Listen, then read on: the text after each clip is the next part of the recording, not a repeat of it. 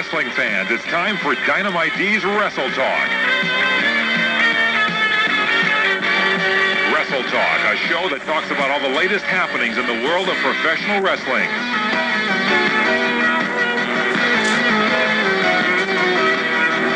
Stay tuned to CRN, the cable radio network, for your chance to not only hear about wrestling, but call in and voice your opinion, too.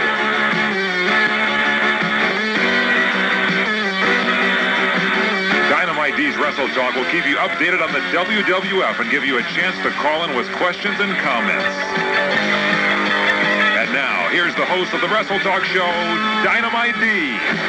Hello, everybody. Welcome to Wrestletalk. This is Dynamite D, and have we got a show lined up? We've been telling you about it, and it's going to happen tonight. All you people out there waiting to call in, here is the phone number, 818-352-7152, 818-352-7152, and all you people hanging on there, just be patient. We'll get to you as soon as we can, and try to limit your number of questions tonight, because we do want to take as many calls as we can, give everybody a fair opportunity to get in on the show tonight. It's Wrestletalk. I'm Dynamite D, and for the next 2 hours, we're going to have a great time because I have a very special guest on the phone, and of course, Dan Farren is in studio with me. Welcome, Dan. Thank you, Dynamite. Always a pleasure to be here, especially this evening. All right, nice to have you. And the guest I am speaking of that is on phone, he'll be with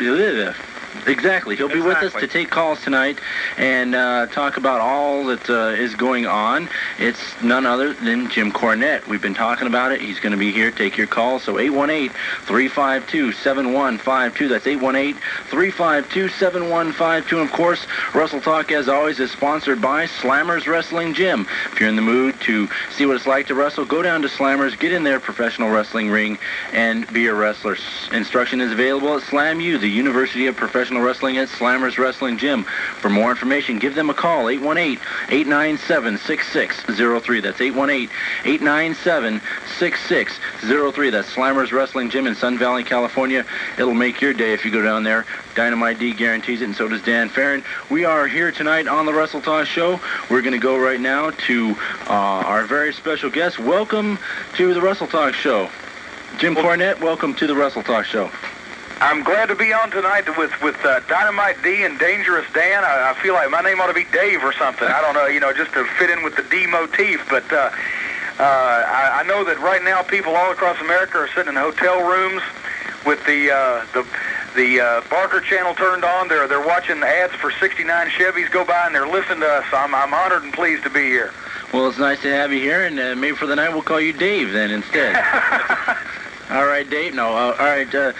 Why don't you just tell everybody what you've been up to? What's been going on in GWF and all other things you've been up to recently. Well, we've been up to quite a few different things, which I'm sure we'll get into all during the course of the program.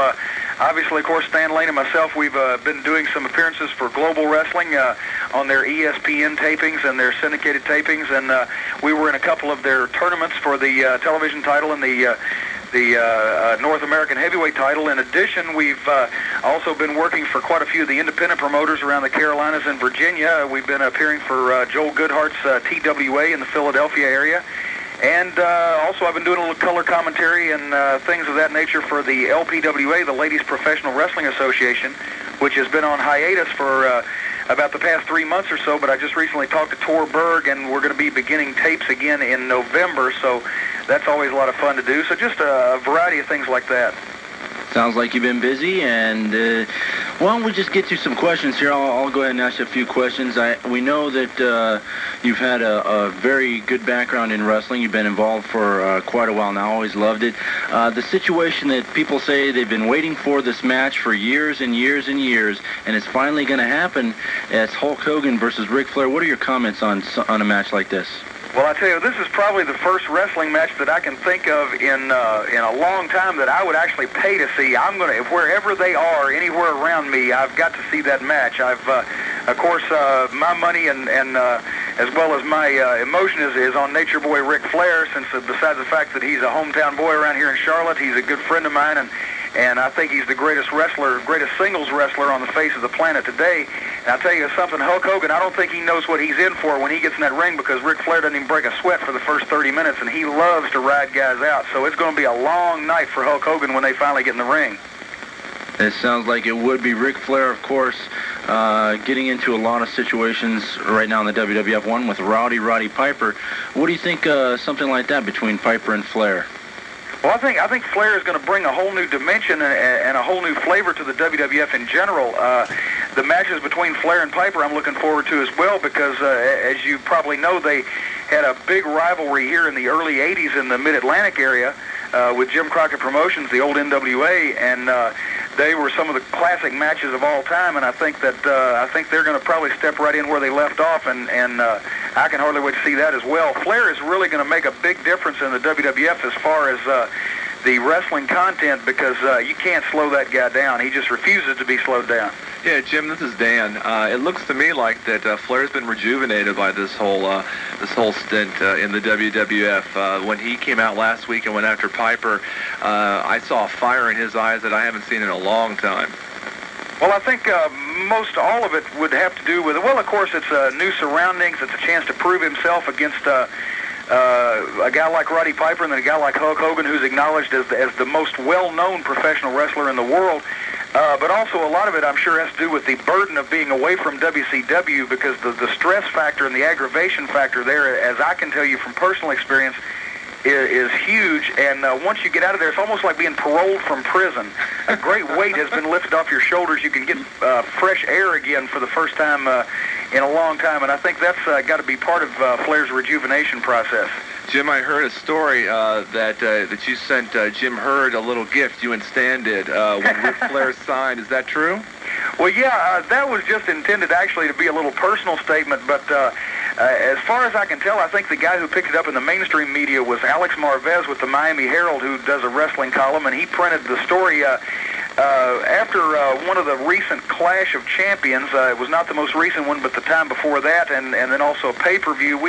Stan and I just decided that WCW was finally just about ready to kick the bucket, so we sent Jim Herd, the executive vice president, a nice funeral wreath of dead black flowers with a card that read, "Our deepest sympathies on the death of your wrestling promotion," which I think sums up the feelings of most of the fans who have followed the NWA and now WCW for the past several years. It's gone steadily downhill until finally they may still be on life support, but somebody's fixing to pull the plug, I think.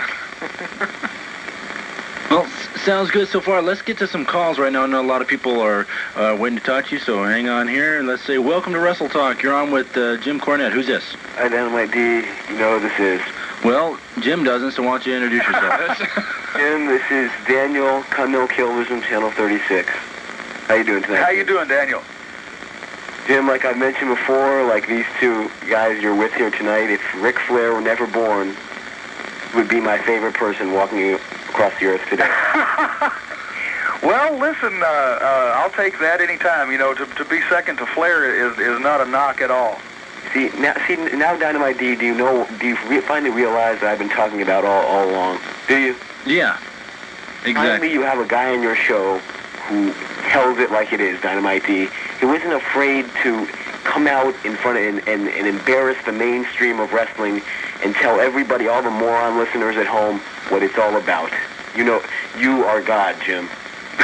Well, you know, I thought that was Eric Clapton.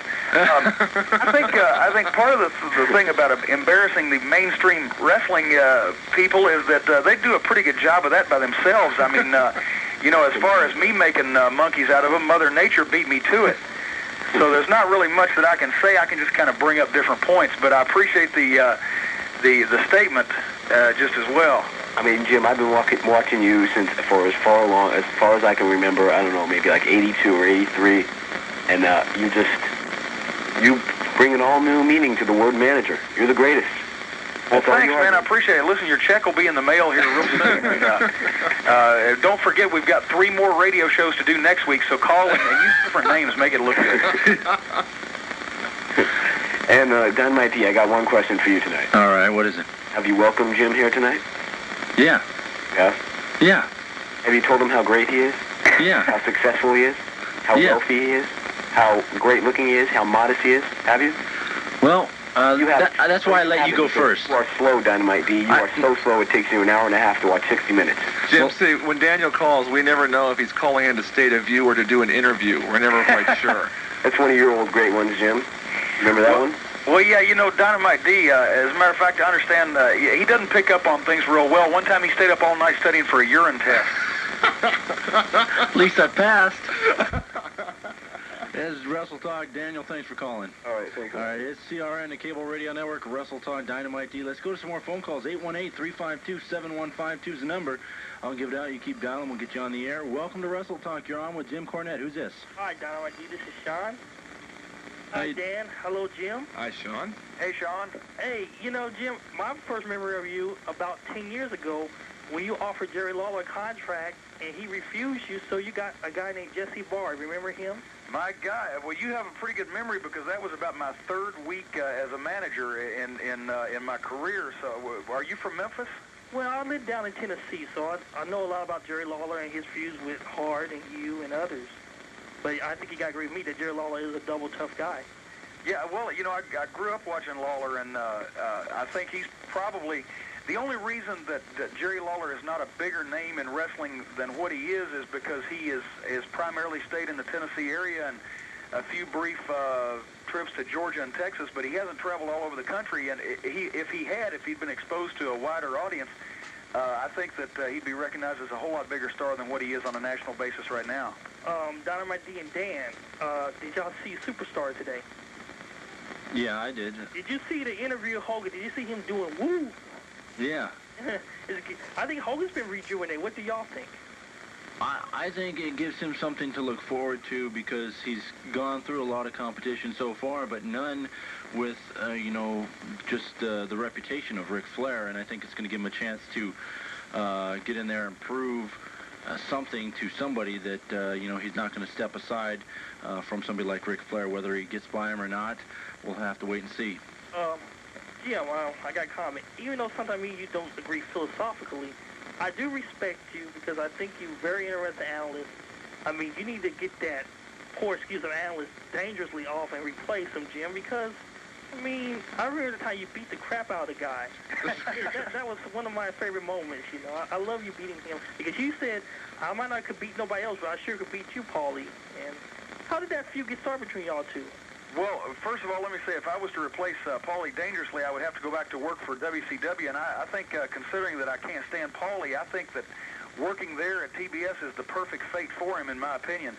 Deserves everything he's getting.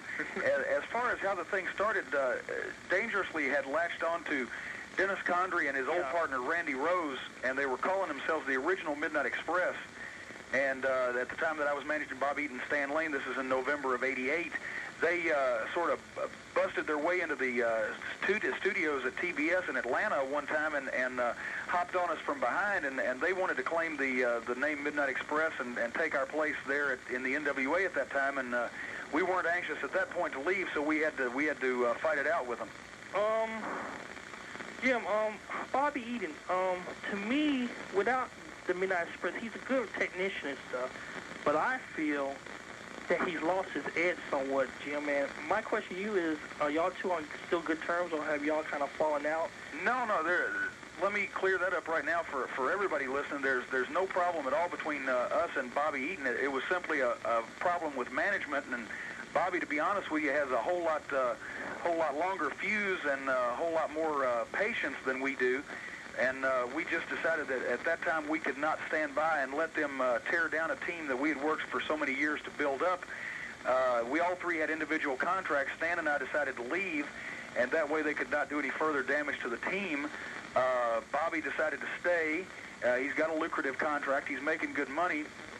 Everybody, each of the three of us in the Midnight Express filled a different function. That's why we were successful. And Bobby is a tremendous wrestler. And so, definitely we're still on good terms, and I'm sure that at some point when Bobby is no longer contractually obligated to the WCW, that we'll be back together again. Because even as rule breakers or as good guys, I do have a lot of respect for you because I thought Bobby and Stan, to me, they were a unique tag team, and I would love to see them reunited, and I just hope one day when his contract's up, he will reunite because I think the World Wrestling public is missing out on a great tag team. Yeah, well, that was part of the problem, along with many others, that led to us leaving WCW. we felt, number one, I really couldn't stand to see what they were doing to the business in general, making it so much more of a cartoon clown show. But primarily, as far as it related to ourselves, I could not stand to see them taking teams that, and to be honest, I mean, I don't expect us to be the number one team in the promotion for forever and ever, but they were taking a lot of teams with less talent, less ability, teams that were not putting the matches together, were not holding the belts, etc., and they were putting them in the main events, giving them the time on television, and they were relegating us to a preliminary spot. And it was just like, to me, with the Midnight Express, it was like seeing somebody trying to kick my baby in the head. I couldn't stand to put up with that. We decided it might be better if they didn't have the Midnight Express to kick around anymore. And I respect your honesty, and I respect what you did, Jim, because I feel that WCW has got problems. Definitely, Dan, can I ask you a few questions? Sure, real quick. What's up with Ultimate Warrior, and what's up with Mr. Perfect, and who do you think is sending Sting the package? Who do I think sending Sting the package? Who knows about that? But Mr. Perfect, it looks like he's going to be out for about a year. The back injury is pretty bad. And the Ultimate Warrior, there's been all kinds of talk that he may come back at the end of 90 days, but he's been telling some people that he's retired. Dynamite D. Yeah. Can I ask you one last thing? Jim, what do you think about Lex Luger? And do you think he's taking the right direction with his career? And do you think he will be a long champion? Do you see him eventually losing the title within the next 6 months? That's so hard to tell given the state of WCW at any point. I would have said right before Ric Flair was fired by WCW, I would have said, no, Flair will be the champion for the next 6 months. But then, of course, they took care of that. And then, of course, now Luger's ended up with the belt, which is what I think that WCW always wanted. The only problem is now he's being a little bit more of a problem to them with Harley Race and Mr. Hughes and et cetera than what they thought he would be. It's really hard to tell what's going to happen down there, but I do think that Luger has come a long way as a wrestler. But to paraphrase, who was it in the vice presidential debate that told Dan Quayle, Senator, you're no Jack Kennedy? Well, Lex Luger is no Ric Flair by a long shot. Well, guys, like I said, you proved that 3 heads are better than 1 tonight. Take care. Thanks a lot for calling. It's CRN and Cable Radio Network, Wrestletalk. This is Dynamite D. We are going to go on to one more call before we go to a break. Let me make one comment real quick. Yeah, go ahead, Jim. As far as the Ultimate Warrior retiring from wrestling, yeah, I wasn't aware he had ever wrestled yet. Actually, once they made him wrestle. Okay. You know what, Jim? You were talking about Memphis, and any wrestling fan loves Memphis and loves the stuff. Everybody who was anybody got to start down there. And I remember one time when you were managing Jesse Barr, Lawler had brought in Terry Funk as a partner. And I remember Funk was on patrol for Sissy Boys that day. And yeah, and I know what you're going to talk about. Yeah, he went chasing you all over the studio, and I can't imagine anything scarier than being chased by Terry Funk. Oh, I was mortified, and it was on live television, Channel 5. It's the only live wrestling show left in the entire world that I know of. They're in Memphis, and Terry Funk was on the opposing team on a studio match that day, and he chased me around the studio about 3 loops and finally cornered me and ripped my pants off on live television. And I was glad that I got away with just getting the pants ripped. It was embarrassing, but at least it wasn't fatal. All right, let's take another call right now. Welcome to Wrestletalk. Who's this? Hi, this is Alan, Cable with the Red Kitties from Montes. All right, Alan, why don't you speak up a little bit, and you're on with Jim Cornette and us. What do you got for us tonight? Okay, Jim, first of all, I'd like to just say right now, right off the bat, I would like to say, unlike some of the earlier people, I very rarely have, in your past career, have had any respect for you. So you break all the rules. Name one rule in the whole rule book that you have not broken. Well, let's see. Now, let me check my book, because I think I've crossed them all off. I have it. The one rule that I have not broken so far is never interrupt the surgeon's train of thought while he's performing an appendectomy. Okay. And I would like to know, I think that the breakup of Stanley and Beautiful Bobby, why did you break them up? Why didn't you just move on to the WWF? They would have been a great team against the Legion of Doom or against The Rock. Well, first of all, it wasn't a matter of being able to do that because we were all under contract to WCW. When Stan and I walked out, we had 6 months remaining on that contract, and Bobby was still under contract.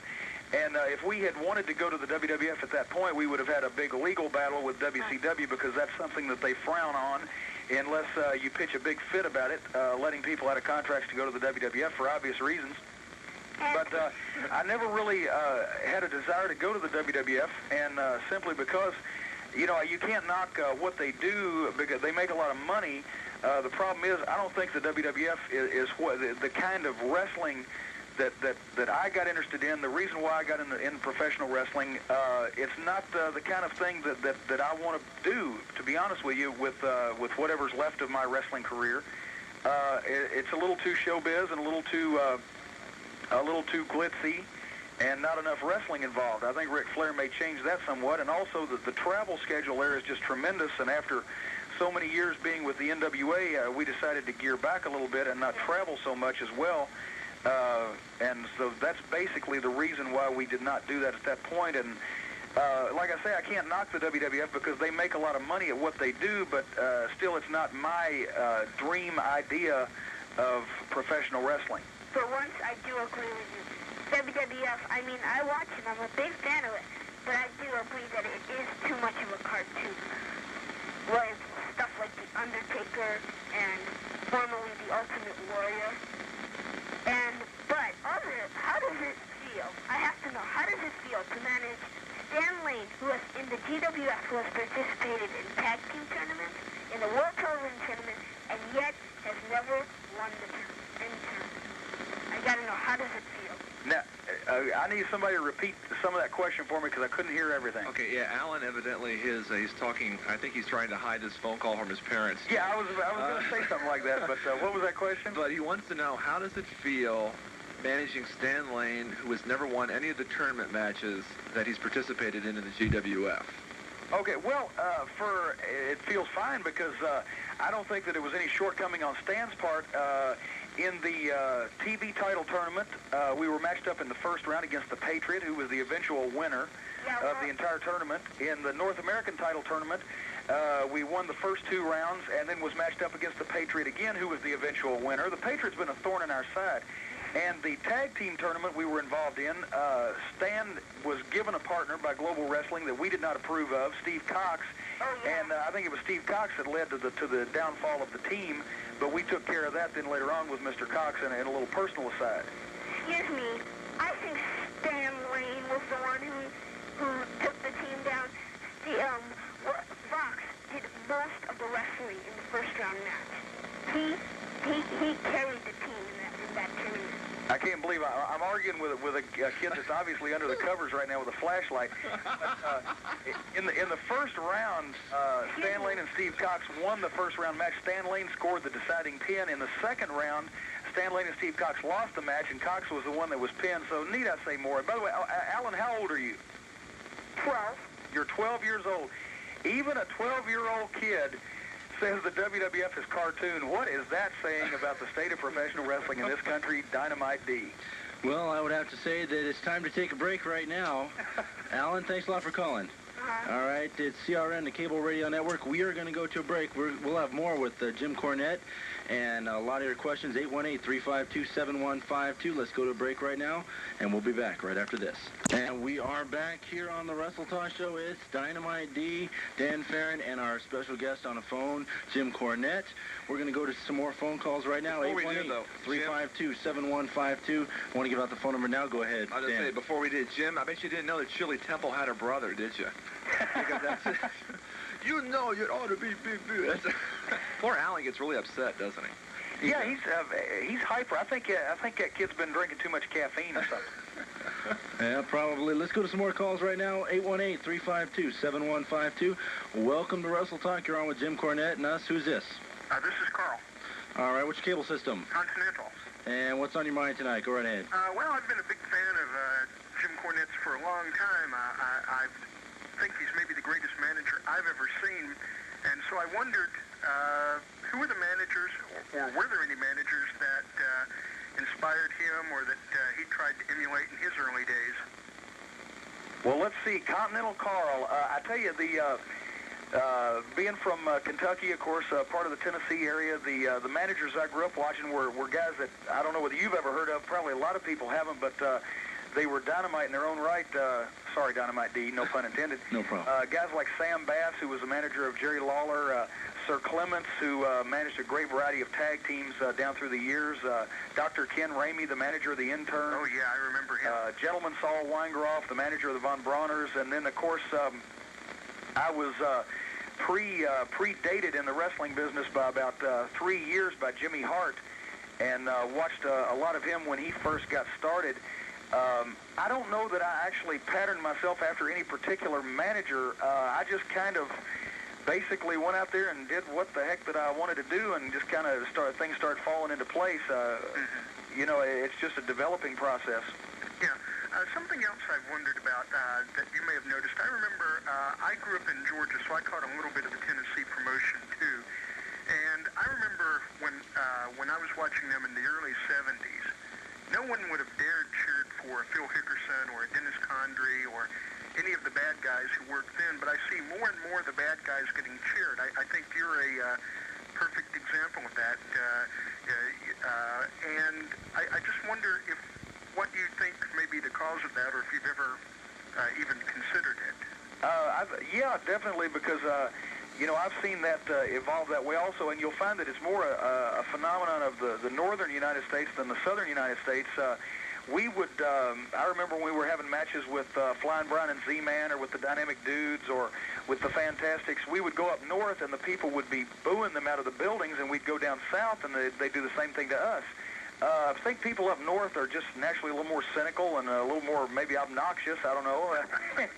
And also, people anymore, it's been a trend the past 5 or 6 years, they don't seem to like good guys anymore. They want to go for the guys who cheat and who take the shortcuts, and because I guess I don't know whether they think they're tougher or just more entertaining to watch, or what the thing is about it. But I've noticed that over the past several years. That, yeah, I mean, you could have got lynched back in Tennessee in the middle 70s by cheering some of those guys. You know, I mean, that wouldn't have taken 5 minutes. And I have a question for Dan, if I can. Yeah. I was reading recently in one of the Bill Apter magazines. I think there are, 30 of them now? And they mentioned that Ric Flair was actually the second NWA or WCW champion to be stripped. The first was someone named Crusher Casey. Now, I'd never heard of him, and I wondered if you knew anything about him. Yeah, I've heard that before. That goes way back. And there's actually been some other situations where... I think I hear Dynamite D shuffling through some papers. Yeah. He's going through. He's dipping into the archives here. But I don't truthfully remember that. I remember when Dusty Rhodes, as the Midnight Rider, won the NWA title in Florida, and they stripped him because they found I think it was page 14, subcontext 4, something like that, that no masked wrestler could hold the NWA World Heavyweight title or something like that. But if I can fall in with that, actually, yeah. Rhodes had won it, but they never officially recognized his title reign, since he would not unmask, because if he unmasked himself and revealed himself to be the Midnight Rider, then he'd be suspended for a year, so he was kind of in a no-win situation. Yeah, but with Steve Crusher Casey, that was back in, I think, 1938. The title started splitting. The NWA title started splitting back in the late 30s with a lot of different people claiming the championship in different parts of the country and supported by different promoters. And Steve Crusher Casey had won the title and then was out of the country, and they stripped him the title while he was out of the country. When he came back, they found out he was no longer champion because there was a lot of different promotional factions going on back then. It was a big mess. But yeah, that is kind of an interesting footnote. So I guess Flair is kind of the first champion to be stripped with an asterisk, because the NWA actually wasn't even formed at that point. It was just the title.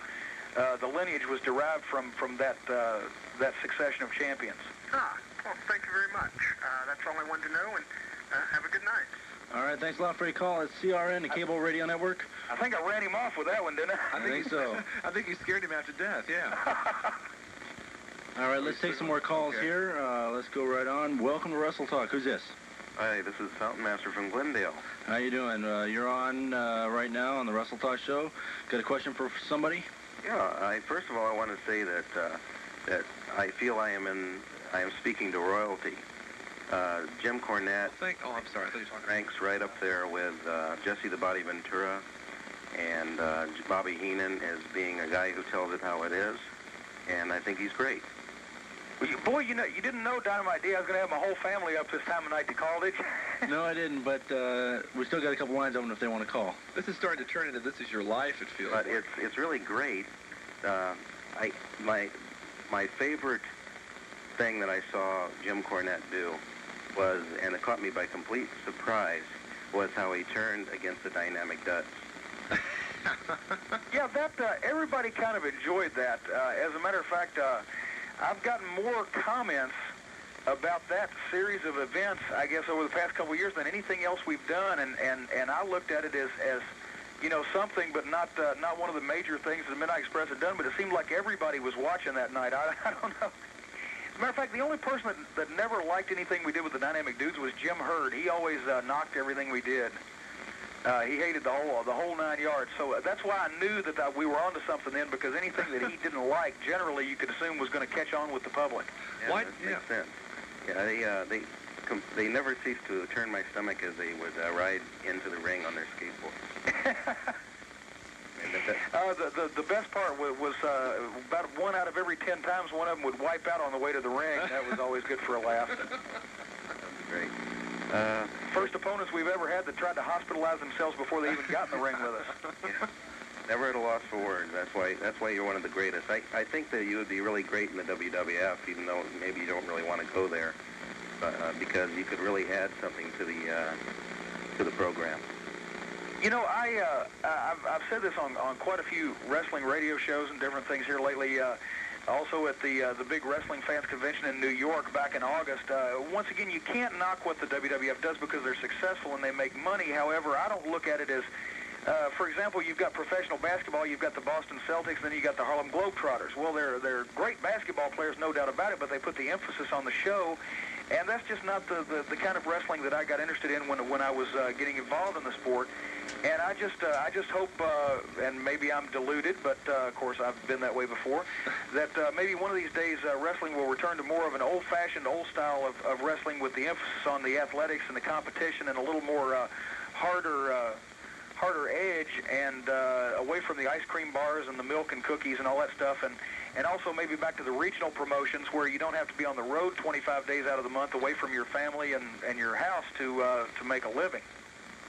That would be just like Slammers Wrestling Gym in Sun Valley, California. Good segue there. Get a little plug in there for Slammers Wrestling Gym. As a matter of fact, let me ask you, I've never met the man, but Vern Langdon, right? Yes. Yeah. He's the head of Slammer. What a head of hair on that gentleman, huh?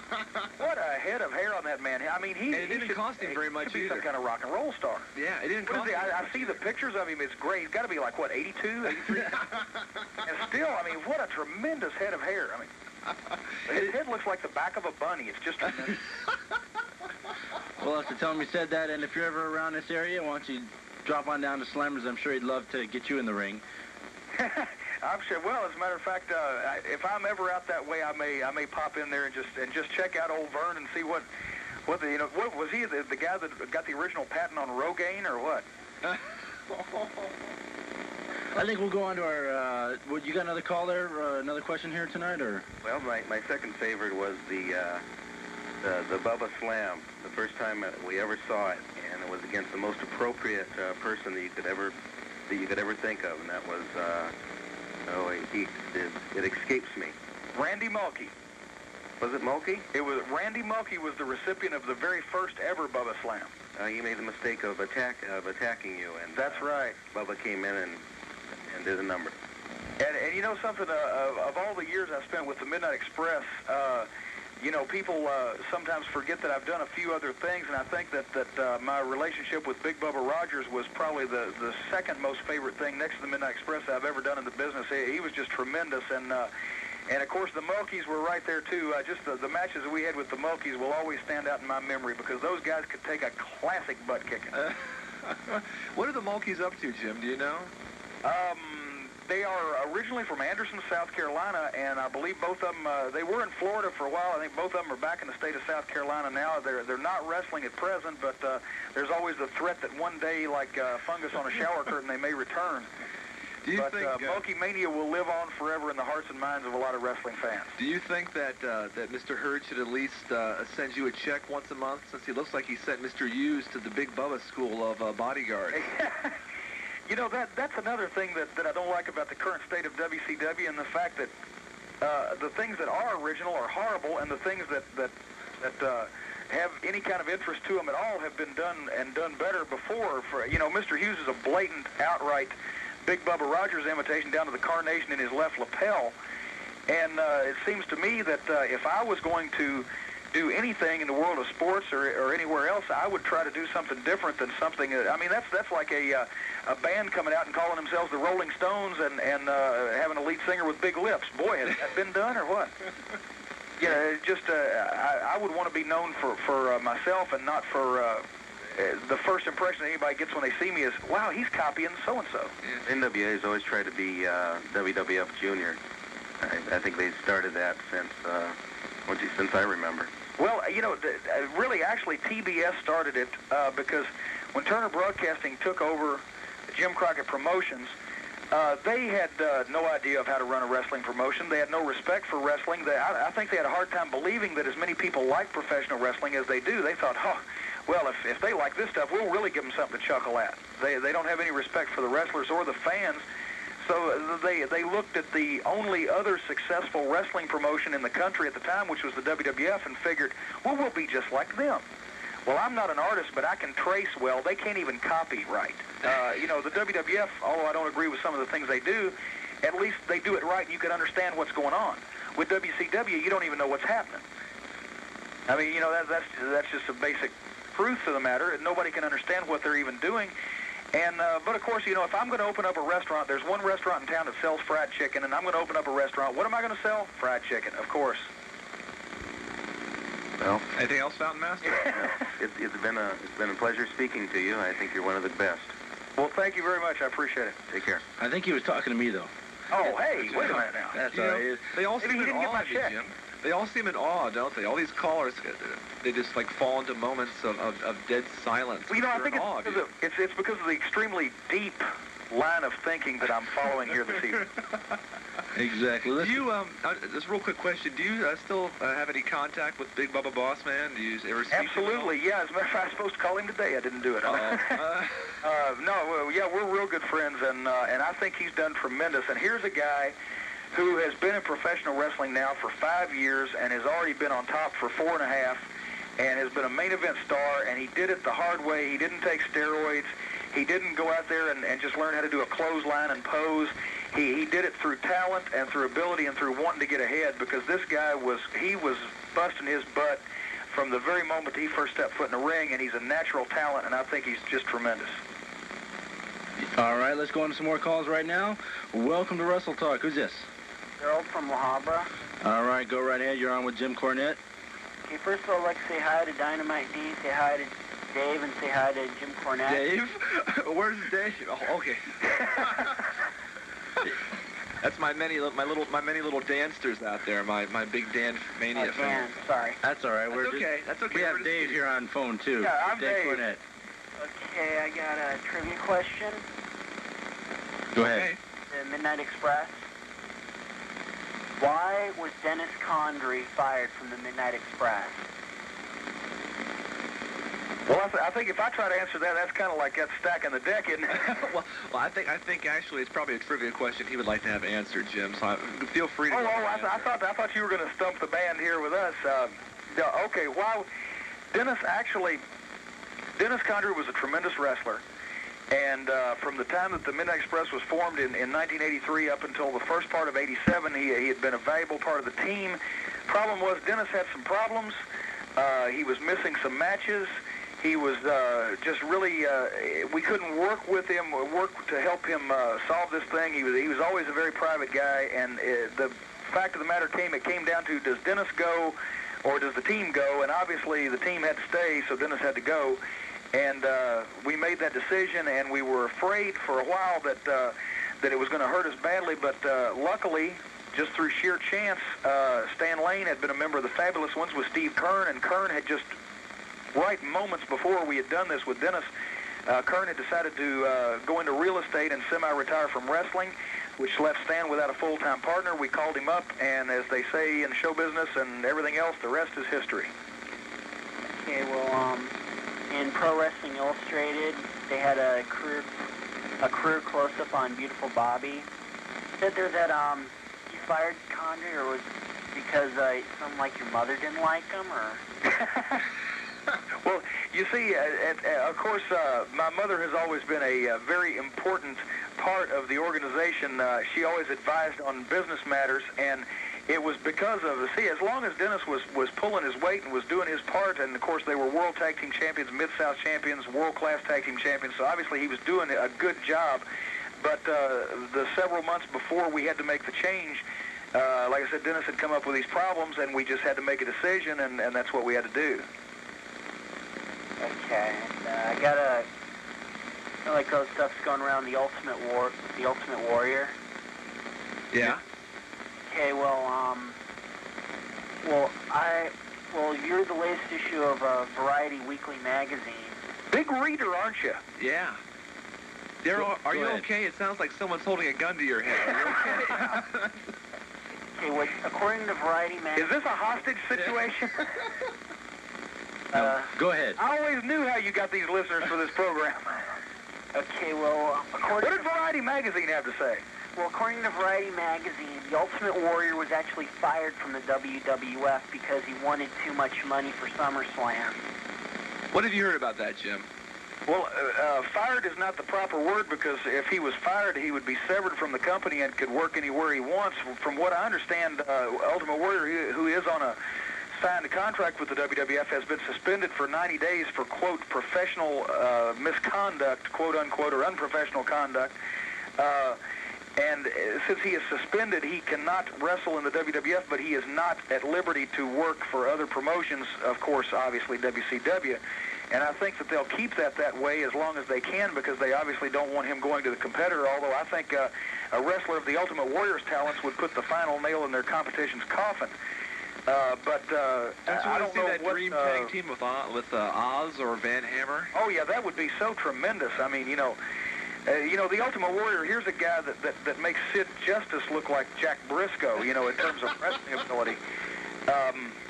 I think the Warrior, obviously, I think is just kind of a big jerk. I guess from everything I've heard, I've never met the guy in all these years, and not really don't care to. I don't, and so I guess he just was trying to hold him up, and final straw in the on the camel's back, and they just decided, well, it's more trouble than it's worth.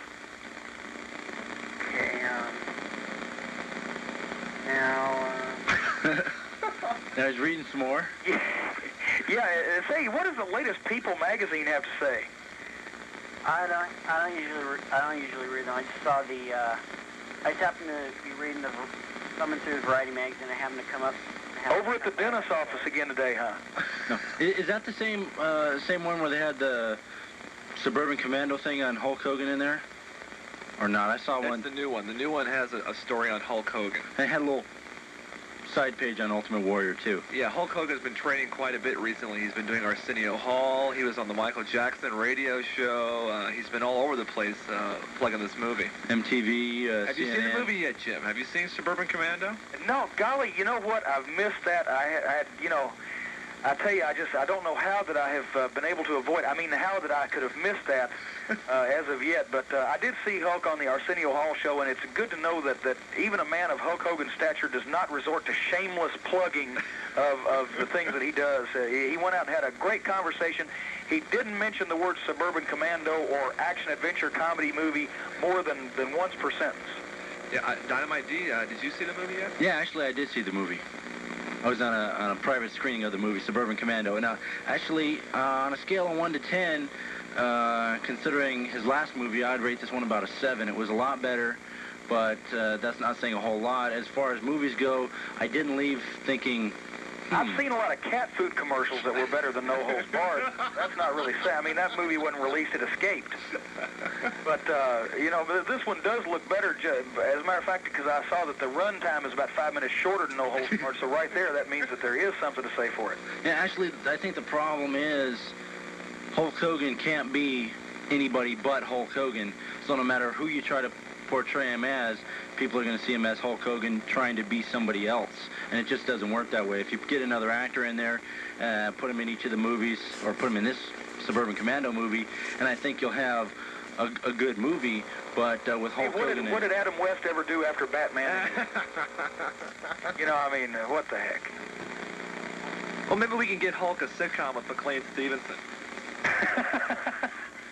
Well, you know something, basically basically anything ever made was better than No Holds Barred.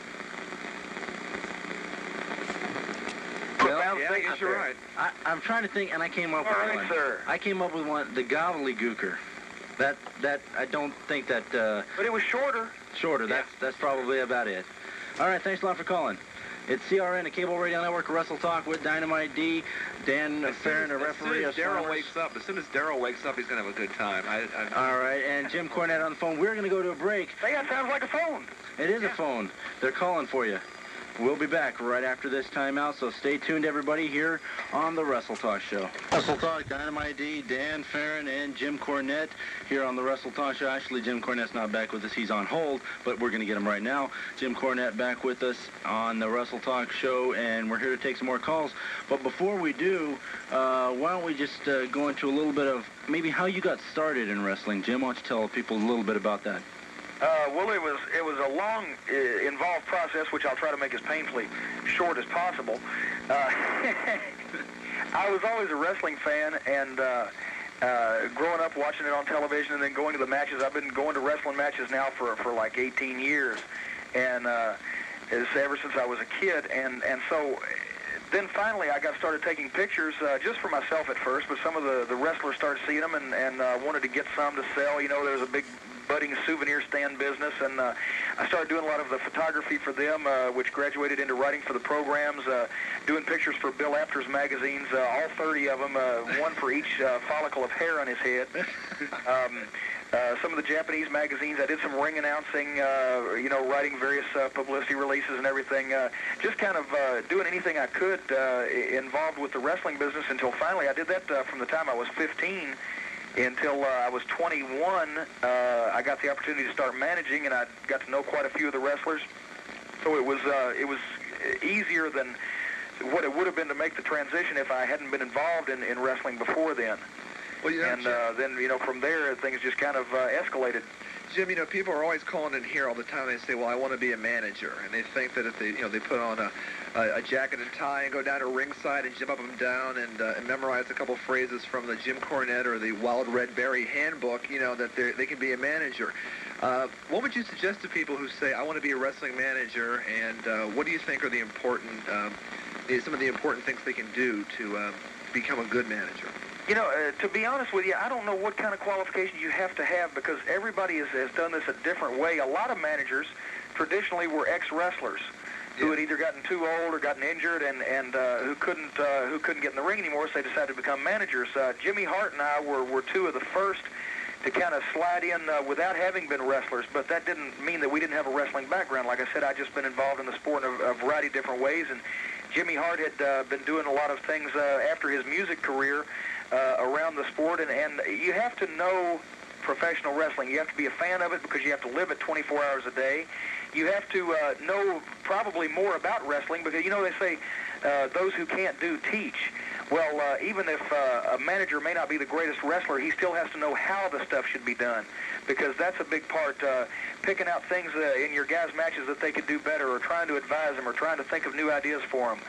In addition, unlike a lot of managers who just want to latch onto a guy and, you know, milk him for what he's worth and get a free ride off of him, I knew I had a good thing with the Midnight Express, and I stayed with them. And it got some heat on me with the different promotions, especially WCW. Toward the end, they wanted me to do other things. They wanted me to do color commentary, manage other people. I said, fine, I'll do all that in addition to, but not instead of, the Midnight Express.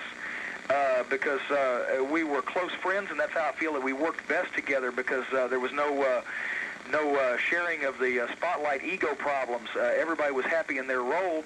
And also I did all of our travel arrangements, all of our hotel and rental car bookings, kept track of our dates, and tried to be an all-around manager, and, you know, in addition to the performance aspect. So in answer to your question, which has obviously gotten lost in all of this hoopla, Everybody has to do this thing differently in their own way. They can't copy anybody else. If you do, you're not going to succeed. You have to find your niche, whatever it may be, and do things the way that you need to do them, and if it works out, then it's great.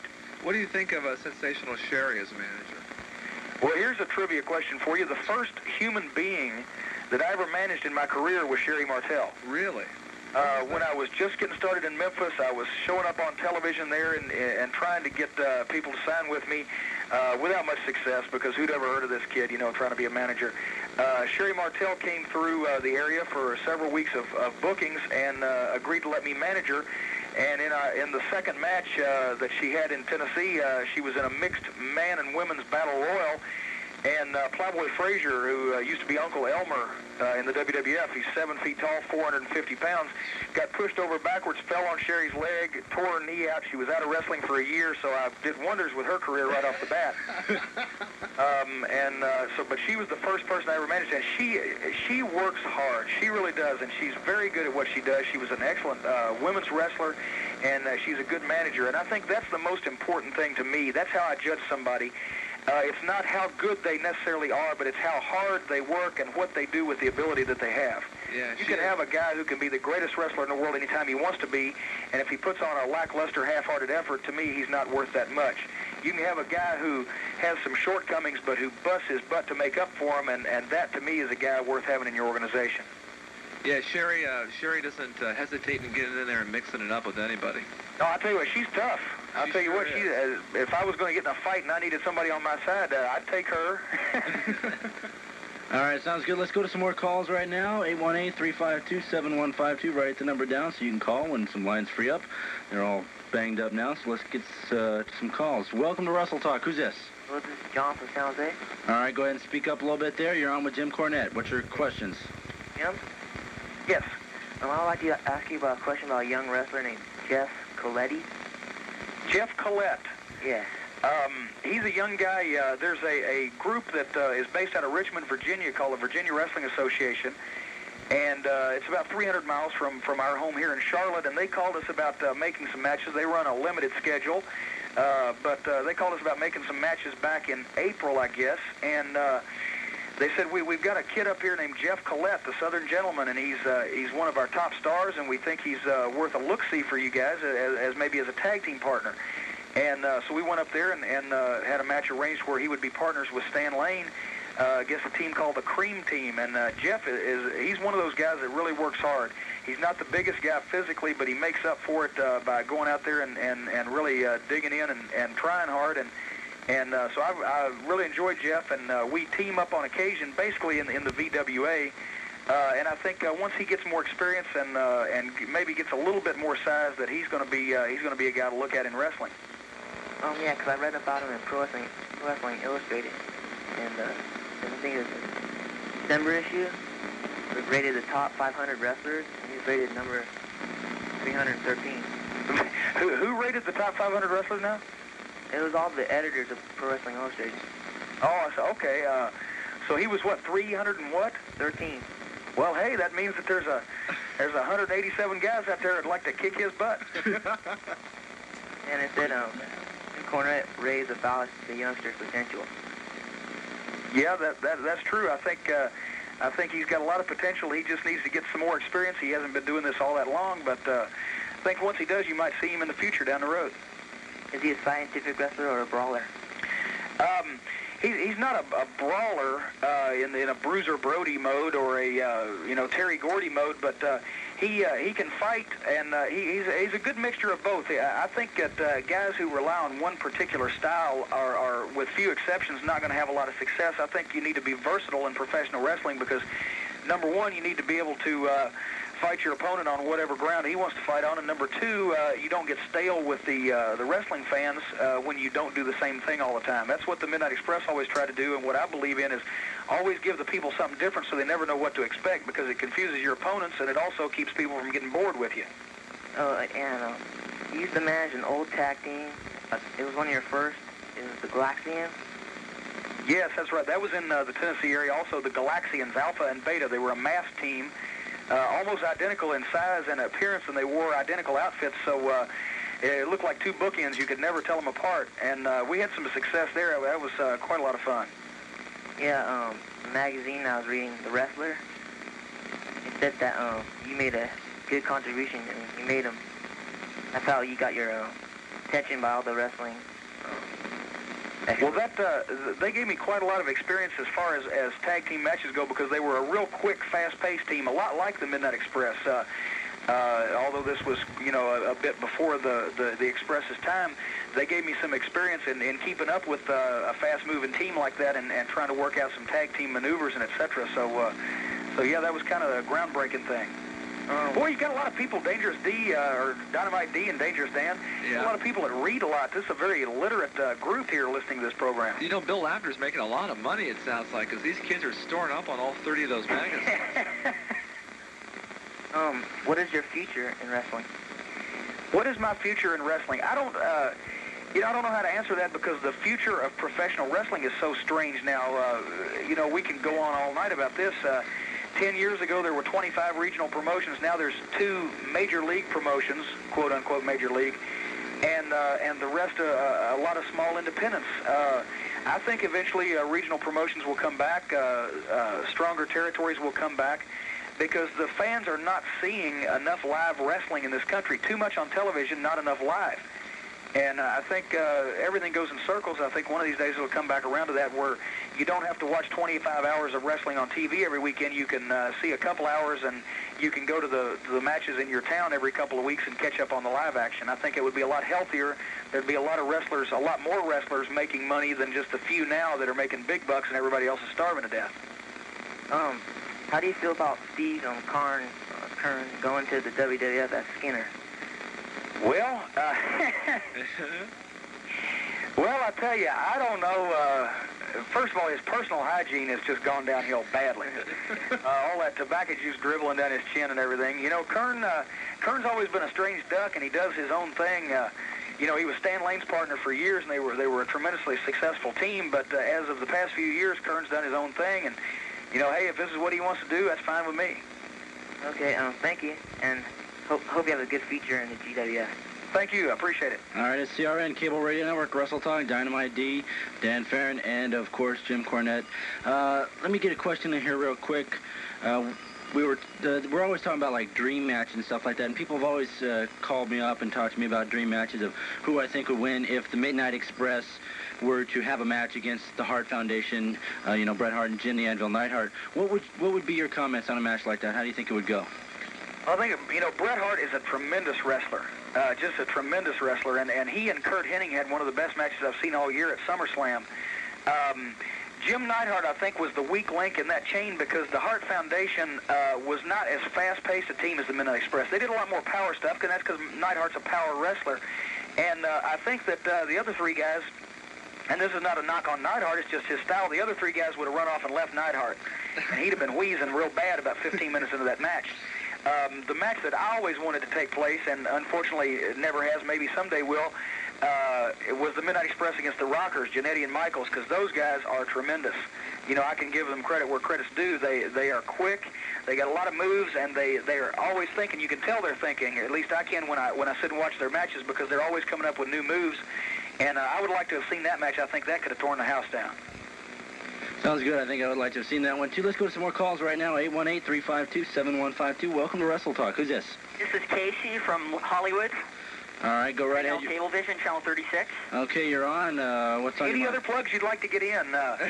No, actually, what we do, Jim, we have them announce their cable system, because that way the cable system doesn't yank our station off. Oh, okay. And everything. So that we have them announce the name of that cable system. That way we can play their cable system tape and put a tape together and say, see, these people call from your system. In that case, what was that cable company again? Continental. Continental. Damned fine fellas. Really, they suck, but... We won't that might not make the cut on that tape. No. No, Jim, what I wanted to tell you was, besides being one of the best managers, or actually the greatest manager in history, I'd say you're great in the ring also. Last night I watched this tape from Camden, New Jersey. I think it was taped last month. And I thought you were... with myself and Stan against Jerry Lawler and Dr. Mark Curtis. Yeah. You pinned that little wimp. Where in the world did you get that tape from? Somebody in the stands was taping it with their handheld video camera. My God, the black market videotape dealers strike again. No, that was really a heck of a match. I enjoyed it. Of course, it was 150 degrees in that building, and I was coming on cold, so I was pretty...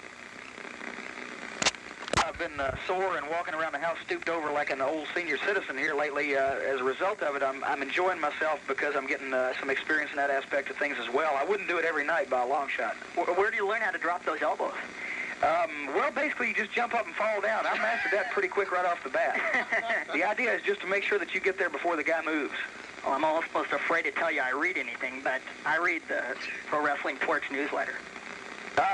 Wade Keller. Yeah, and I really enjoyed your interviews in those. They were tremendous. Well, thank you. You know, it just, I feel like, you know, there's so much going on that the fans are sitting there going, why is this happening in WCW? Why is this happening? And I figured, rather than anybody put the blame on people that it didn't belong on, what the heck, let's tell them exactly what's happening and who they should be complaining about if they're going to complain. But aren't you nervous that major promotions might not want to take you now since you know what I mean? Well, no, not really, because there's only two major promotions, and one is the WWF, and the other is WCW. And like I said, the WWF, that's just not my idea of wrestling, and it's not something I think that I would enjoy at this point. And WCW, if I had to stand in a welfare line, I would never work for them again, as long as they're affiliated with TDS.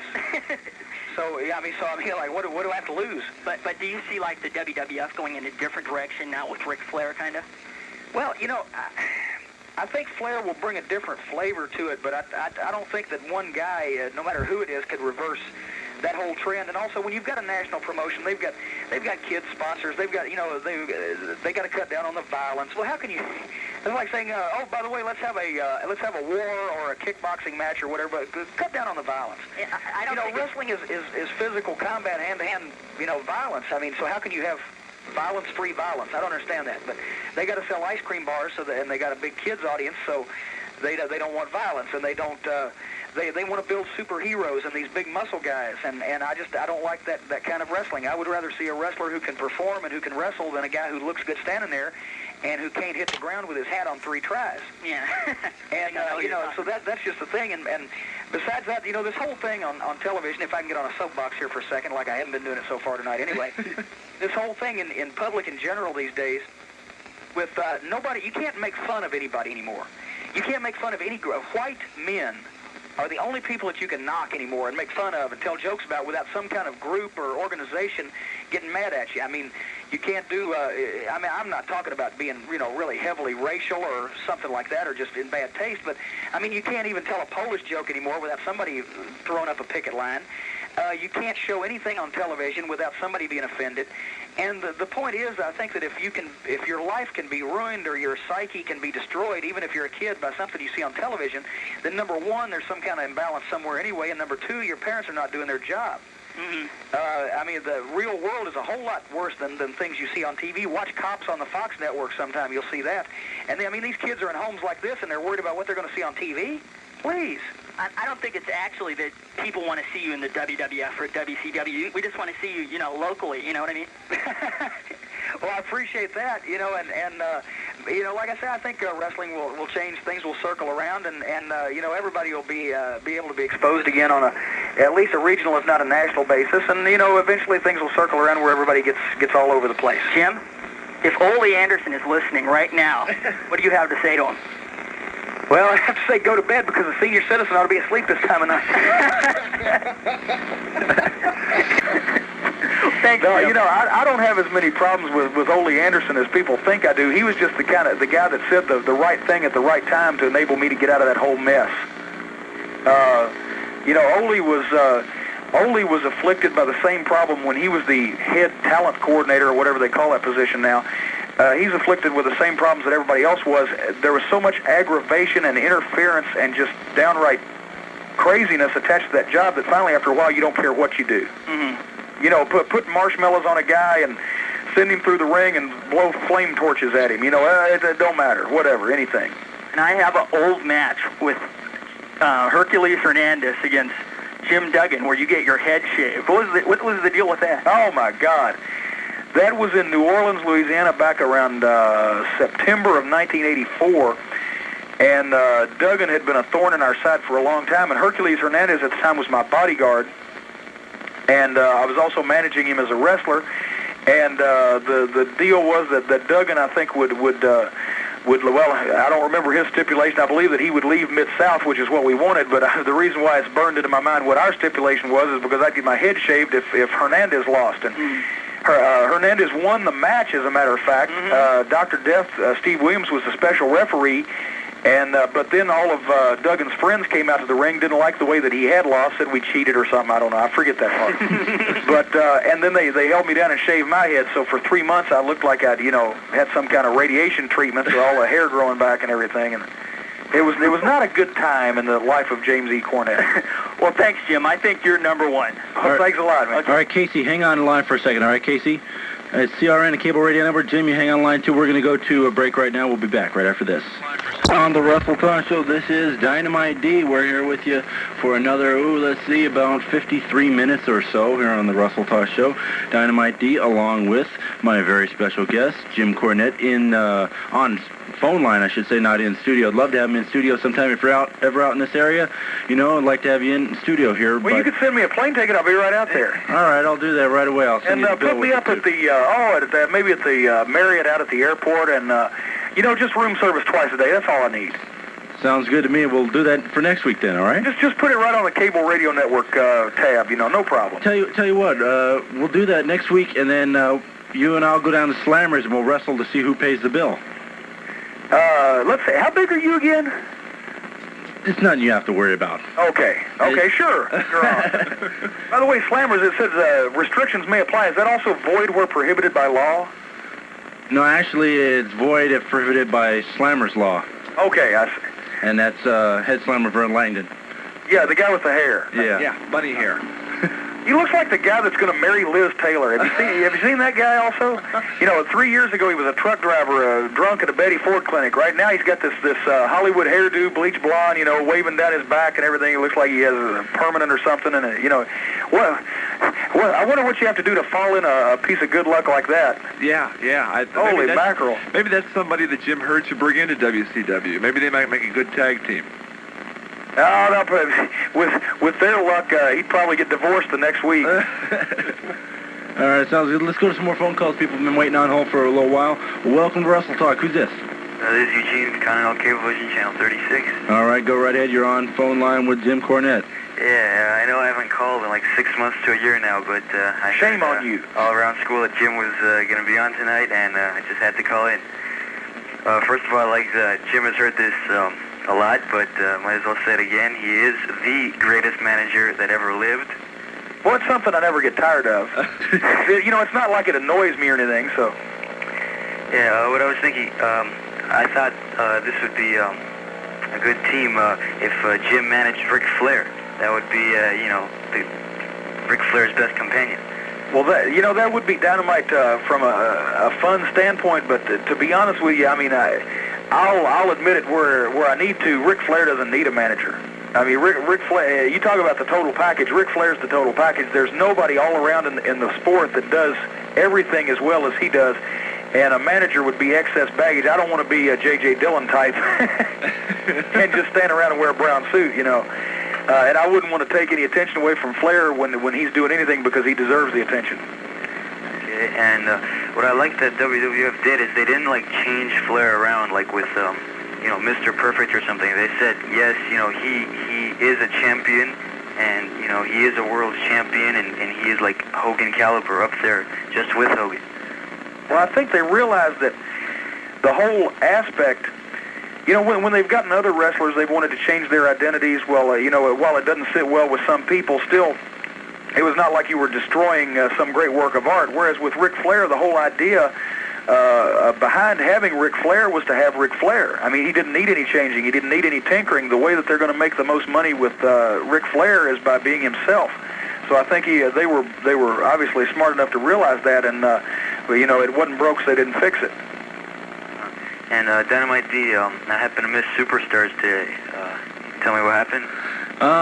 Maybe if you watch the one tomorrow, you'll find out. No, actually, I sped through it. I just sped through it to see who won. Let's see, Vince McMahon was wearing a back brace.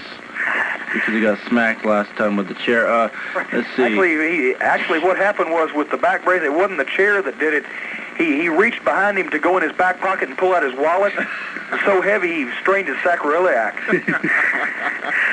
That was great. The way Ric Flair finally showed what he was really like. It really brought out the good old days in wrestling. Yeah. I really enjoyed that. And by the way, Jim, one last thing. What does the E in James E. Cornette stand for? I'm not allowed to say under penalty of law. Some restrictions may occur. Yes, some restrictions may apply, void where prohibited by law. And it's prohibited here on the Wrestletalk show. If you ever have Ric Flair on, well, I guess I'll have to call again. So. All right. Yeah. Well. Okay.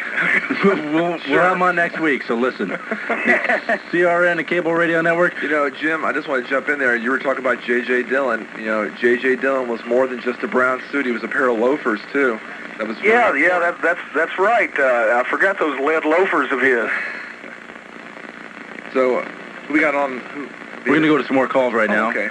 818-352-71. Yeah, just shut up back there. I know he's looking at me and he's throwing these LAX airport signals by the hands to me. I have no idea if there's a plane landing in the parking lot or what. No, that means go get me a drink of water. Oh, sure, sir. It's Wrestletalk Dynamite D. Welcome to the show. You're on with Jim Cornette. Who's this? Dynamite D, this is the Dax Saber himself, America's Most Wanted from Heritage Cablevision in San Jose. Uh-oh, the America's Most Wanted. You have a question for Jim tonight? Whatever happened to Dennis Condrey? Well, we covered that earlier in the program, but just for those of you who have just tuned in, basically we began having problems with Dennis back in the first part of '87, missing matches and etc. And we just had to make a change for the good of the team because we tried to work with him somewhat, but it wasn't working, and we couldn't let his problems take all of us out. So we had to make a change for the better, and thankfully we were able to find Stan Lane and did that. All right. Do you guys know if Bobby Heenan's going to be Ric Flair's official manager? Because he's always with him on the interviews, but he never shows up when he wrestles. I think Heenan has retired from managing per se. I think when he saw Flair on the horizon, he his eyes lit up with those big dollar signs. And Heenan's a smart guy. And as a matter of fact, I think Heenan is probably among the field, even though he's not technically an active manager right now. He's the greatest that there is. Among the field today. I'm excluding myself whether I'd be up there or not, just because I don't think it's right to comment. But I think Heenan will probably do a job more as advisor than full-time manager with Flair. All right. Dan Farren, thanks a lot for the address to the Observer newsletter. They sent me their latest issue just yesterday. Oh, you're welcome. When does the next issue for the Masters of the Ring come out? We went to a monthly schedule, and that should be coming out this week. Well, if not this month, then next month I'll be sending in for that. Oh, sure thing. Well, Dynamite D, sorry about double-crossing you, but you should have known better to not trust America's Most Wanted. All right, well, we'll talk more on that later. Thanks a lot for calling. All right. It's CRN, the Cable Radio Network, and if, Jim, you're wondering what's talking about there, talking about the IWA, Imaginary Wrestling Association. It's a play-by-mail thing that I've gotten into because they were a sponsor of my show and stuff. And I thought he was going to be on that Fox show next week. I wasn't sure. I think he'll show up there one day. Let's go to some more calls right now. Welcome to Wrestletalk. Who's this? Dynamite, this is Alex. How you doing, Alex? Pretty good. I want to talk to Jim Cornette. Well, we can't do that tonight, Alex, because he's on the phone. No, go ahead. You're on right now. Okay, hey, Jimbo. How you doing?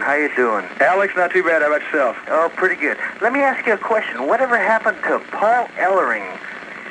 Paul Ellering, of course, was the manager of the Road Warriors for so many years.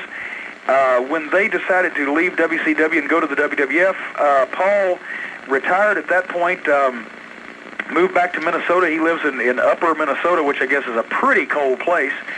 And he got out of professional wrestling. And the last that I heard, he got quite a substantial contract settlement from WCW as well. After they ran the Road Warriors off, there was no need in keeping their manager when they didn't have the Road Warriors. He was training for, and I don't know whether it's, has anybody ever heard of the Iditarod? Is that the proper term? It's some kind of combination bicycle race, dog sled race, marathon event that they have up in some cold part of Alaska or something somewhere. The guy is a physical conditioning freak, and he's just always in top shape. And he was training for that and going to go into a few of those different type of endurance contests. Is it true what I heard? Not Animal, but Road Warrior Hawk. has steroid abuse. You know about the steroid abuse problem? I truthfully do not know any other problems that Hawk has had this year otherwise than he was out of action for about 2 months, I guess, with a bad back. He has been plagued with back problems for the past several years, and sometimes it just goes out on him. That's the only problem that I know of for sure that he has had this year. That, you know, the steroid thing is open to debate as far as which guys do and which guys don't. The problem is now so many people are talking about it that if you've got a guy, and I mean it is a problem in wrestling just like it is in a lot of other sports, and I think wrestling would be better off without it, and I can't imagine why you'd want to put monkey hormones or whatever else that is. I mean, here's guys, a lot of these guys that, you know, they order their salad with dressing on the side because they're watching their weight and they're sticking chemicals in their vein. I don't understand that. But now you've got the problem that so many people are talking about it. If you get a guy that goes to the gym and works out like a fiend and trains religiously and he's got a good body naturally, he's grouped in that category now. It's almost gone too far the other way. Any last comments, Alex? You mentioned IWA. Yeah. Jim Cornette, if you ever want to join IWA, get in touch with Dynamite D. And I'm also against steroids. Well, we're glad to know that, Alex. Thanks a lot for calling. All right, it's CRN. Dynamite D, I want to go on record right now as saying that I'm also in favor of kind treatment to animals, and I am against killing puppies. That's wonderful, Jim. Thank you. We'd get that in there. All right. I think you're doing that big telethon for not to kill puppies very soon. Yes, yeah. You know, I mean, what's a poor Alex? You know, what is he going to say? By the way, I'm for steroids. I also like cocaine, heroin, and all other forms of drug abuse. You know, I don't think that's a popular standpoint. So he probably drinks Jolt Cola too. So boy, I got some of that one time a couple of years ago out there. I still haven't slept. All right. Well, since you still haven't slept, we'll just go to another call then. Welcome to Wrestletalk. Who's this? Yo, Dynamite D. This is Badman Willie from the IWA. I just joined not 1 week ago, and I hear that you're a major champion. Is that true? Well, it can be true. Just wait and find out. You got a question for Jim Cornette or not? I got something to say to you, punk. What? You know, what is this, the IWA? There's more people in the IWA than there is in the WWF. I think so. Stay out of this, Cornette. I got something to talk about. Oh, okay, well, go ahead and follow the example of your head and come to the point. You're real funny, Cornette. You're not in the IWA because Badman Willie would take care of you like nothing. But you, listen to me, Dynamite D. It won't be long before I got that belt. You understand that, punk? I understand exactly, and we'll talk to you when you do get the belt. It's CRN and Cable Radio and Network. It's nice to see you back in men's clothing again. Yeah. You can call back when you can't stay longer. Yeah, all right. It's yeah, you know, some of these callers tonight, it reminds me of the green room at an acid flashback. You know? Well, we get them all here on the Cable Radio Network. Well, we enjoy all the callers because if everybody had the same question, then we just repeat everything we said 5 seconds ago, which and happens also, a lot, when you too. talk to some of these people, you realize no matter what problems you have in your life, how damned lucky you really are.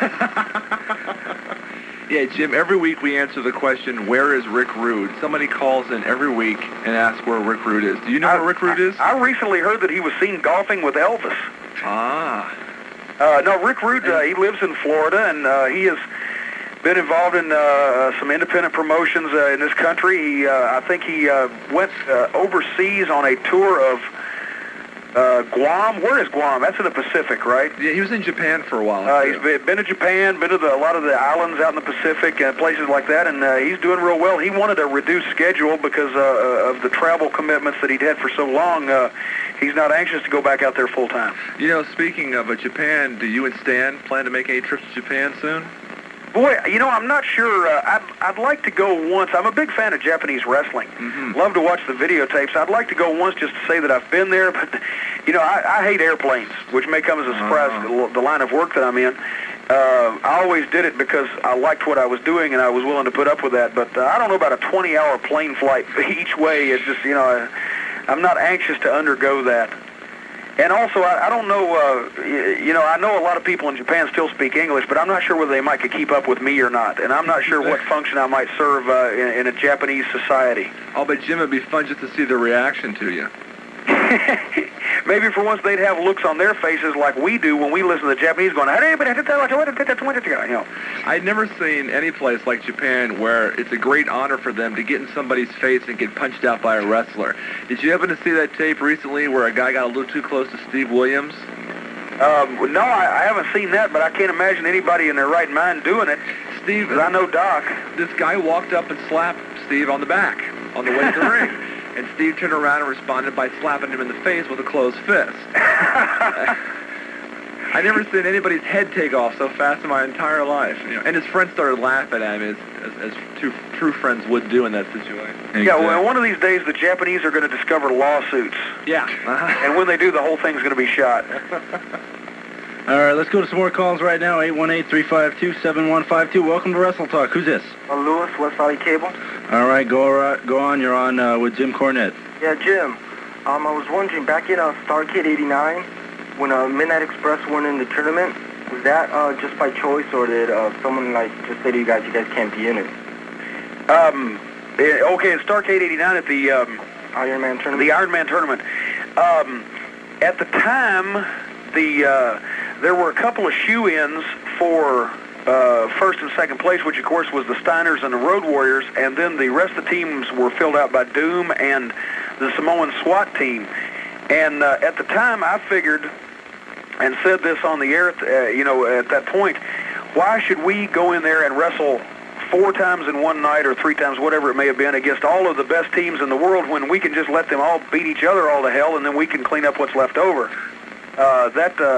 I don't like tournament situations because I always geared my guys, and my guys were always geared to go all out in one match and do whatever they needed to do. And also with the 15-minute time limit that they placed on the matches, that was also a detriment to us because we never got warmed up till after 15. We were an endurance thing, whereas the rest of the teams were power teams. So it really wouldn't have been a good situation for us to be in. I preferred to just stick around and take on the winner afterwards, which we did, as a matter of fact. What's your opinion on Dusty Rhodes? Dusty Rhodes, boy, that could take all night. He was a tremendous star and a tremendous draw and a tremendous talent in his day.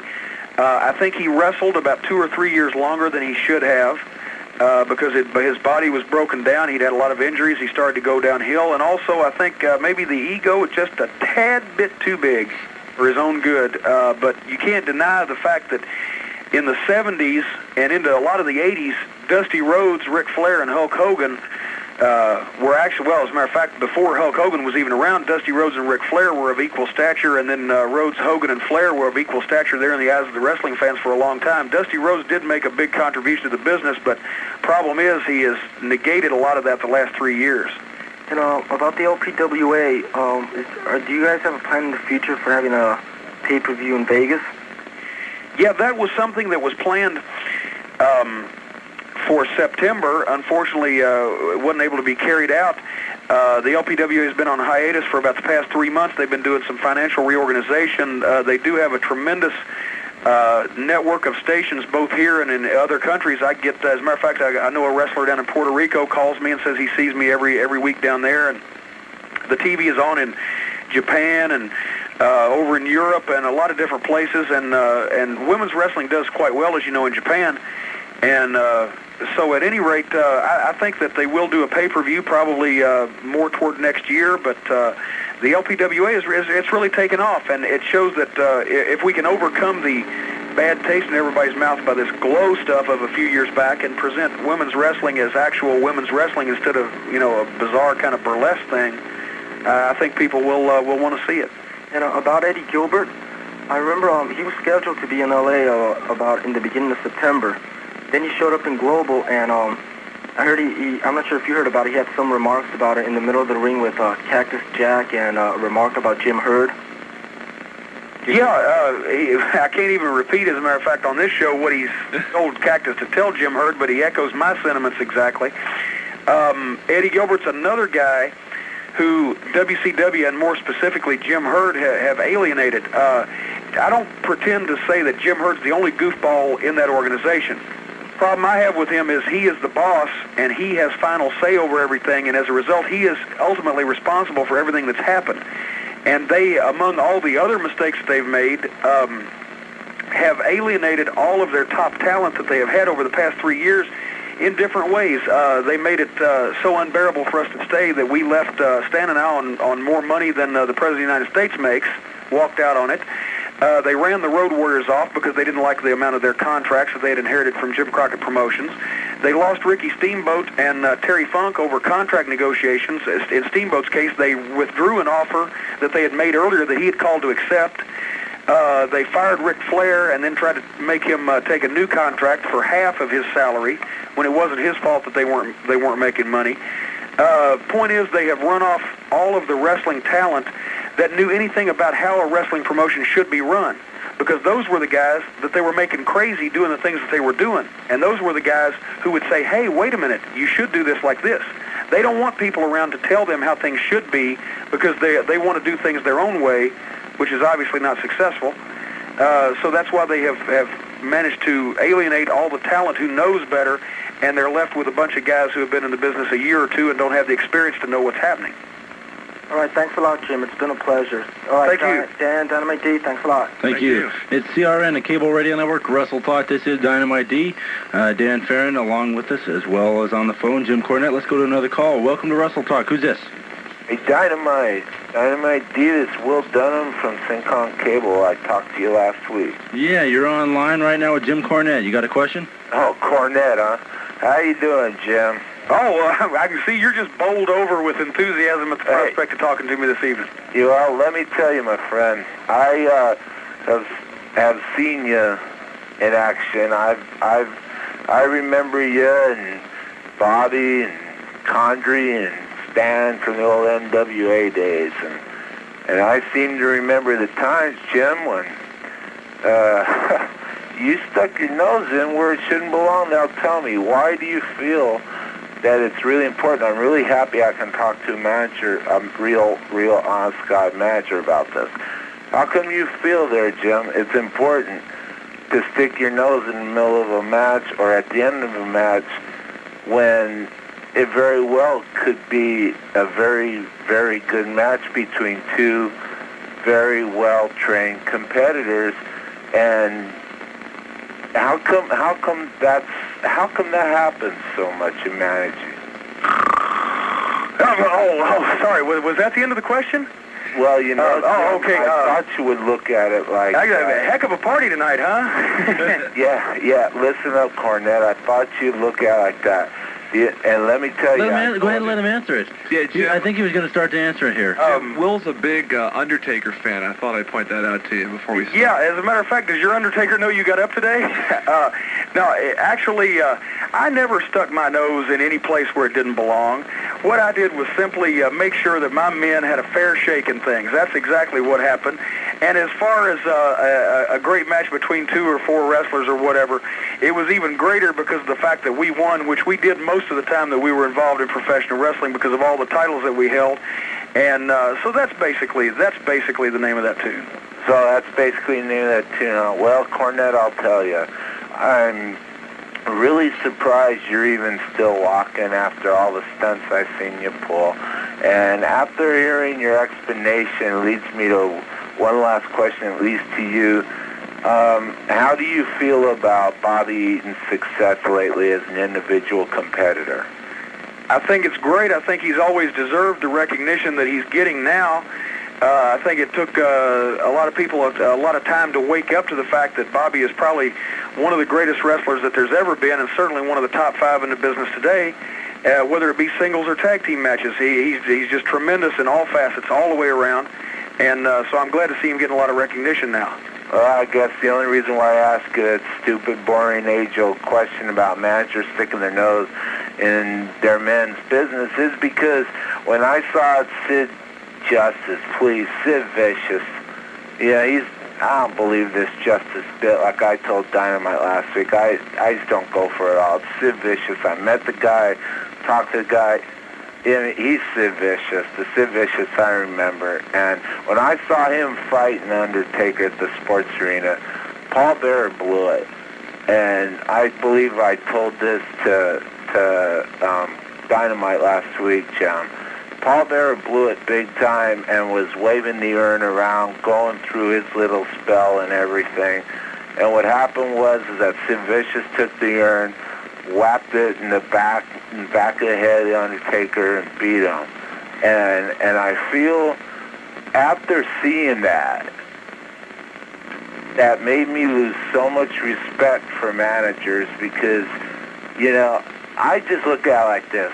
Here you have two guys, or rather even two tag teams for that matter, that are just primed, ready, experienced, ready to just to go for it all. And I think these are the type of things that if there's got to be outside interference. Now I didn't tell you this, Dynamite. I bet he's going to tell you now. Funny, Jim, funny. When I was talking to Sid Vicious, and I said, man, you and the Undertaker got to get inside a steel cage and prove who's the baddest dude in the WWF. Because this outside interference crap just doesn't go. Well, the thing with Paul Bearer is he's never been the same since he went through that bitter divorce with Morticia. Yeah, well, Cornette, like I said, I'm surprised. Yeah, I just think that there's so much pride and money and ambition on the line in wrestling. So I've been following it ever since you've been involved with the NWA, so that's quite a long time. And I just think that there's so much at stake here. You know, whether it's Hogan, Chump Hogan, because I think he's turning into too much of an actor. I don't even think he's a wrestler anymore. Suburban Commando, come on, the guy's supposed to be the WWF champion. You know, leave the world title for men who will fight. Hogan did his fighting and everything, and now he's a movie star. Please, that doesn't cut it. Fighters are fighters and movie stars are movie stars. And never the twain shall meet, by gum. Yeah, exactly. All right, thanks a lot for calling. Dynamite D, do you ever get the feeling you've completely lost control of your program? Often I do, and that's why we're going to go to a break right now. People on lewd should not drive, man. We went out for dinner during that last question. Yeah. Give me back something. We'll send you something before it's over. All right, hang on, and we'll be right back after this timeout. It is Wrestletalk, and I am Dynamite D, and Dan Farren is here in the studio, and on the phone we have Jim Cornette. And that's right, and you are listening to Dynamite D's Wrestletalk on the Cable Radio Network. Keep listening, because justice will be served. All right, I agree with that. We're going to go on to some more calls right now. We got about 24 minutes or so left in the program, so let's take some more calls. Be exact. I was exact last week. I said we got 11 minutes and 7 seconds left, and somebody called in and said, how do you know how much time you have? Well, we're going to go on right now. Welcome to Wrestletalk. Who's this? This is Michael, Cable. All right, Michael, speak up a little bit. You're on line with Jim Cornette. Okay, I want to talk to Jim Cornette for a minute. Yeah, speak up a little bit because kind of have a phone patch here. I think when you were in the WC, I think you were one of the greatest managers there. I wish you could come to the WF and take over this, because I like Kevin Hart and Bobby Eaton. They're too much. I think you might make a new face in the WF and change the managers around. Well, we've talked about WWF tonight as far as potentially me being involved in everything, and I won't say that it'll never happen, but I will say it won't happen anytime soon. So, but thanks for the sentiment anyway. Because I think you are a good manager. I don't care what anybody thinks. I think you're one of the top two managers in history. Who was the other one? The other one is Freddie Blassie. Okay, well, I'll share the spotlight with Freddie Blassie. So, anyway, I want to talk to Tom Leach. But I think it's getting too much like Flair and Hogan. But I think it'll be a good match. But I think Hulk Hogan is going to be too much for Ric Flair. Well, I have to agree with you. Thanks a lot for calling. We got to get on some more calls. You got a what? It's CRN and Cable. Wait a minute. What? Who? Wait a minute. What blasphemous remark did you just make? Who? Hulk Hogan be too much for Ric Flair. I thought he was talking about in the WWF. Oh, no, you thought about... Now, come on now. Get that ankle out of your mouth. You were thinking about all the way out to the big toe. Let me tell you something. Ric Flair is going to lean on Hulk Hogan. He's going to wear him out. Hulk Hogan will think that he's been attacked from Mars by the time Ric Flair gets finished with him. I promise you that. He's never had anything like Flair on him. All right, we'll just have to wait and see. I agree with you, Jim. You made it clear in my mind right now. There you go. And see, even if you didn't agree with me, I'd badger you and wear you down until you did. Exactly. What I did was, a while ago, I just pulled off a piece from WWF Superstars interview Flair did where he's telling Hogan, he said something, you got to walk that long, immortal aisle and get in a ring with Ric Flair or something. I thought that was a good line by Ric Flair. Let's go to some more calls right now, though. Welcome to WrestleTalk. You're on the WrestleTalk show. Who's this? Hey, Dynamite, Dan and Jim, how are you? All right, we're great. All right. Hey, this is Larry Allen Rocks, the general manager and head valet parking attendant down here at the Lebo Vision Network. You got a quick question for Jim Cornette tonight? Yeah, I sure do. Dynamite, got a wonderful radio voice. Did you get the press release I sent you in the mail? No, I haven't checked yet, okay, so... It's coming your way. Big story in a pay-per-view update last week. Talked about how our network over here, the Lebo Vision Network, is bringing wrestling to pay-per-view. And, hey, Jim, we're talking about the TWA, Joel Goodhart. And I understand you've been working for him in the past. That's right, yeah. We've been on 3 of his 4 cards so far this year in Philadelphia. Do you like working for him? Yeah, Joel is definitely different, and his shows are different. He has a cult following there in Philadelphia, and it's always fun. The only thing, if you're on the main event, brother, you're not going to get out of the building until about 2 o'clock in the morning because those things go all night. Yeah, we had a fabulous main event last time, Sheik versus Abdullah the Butcher, and they brought all around the building for about 15 minutes after the cage match.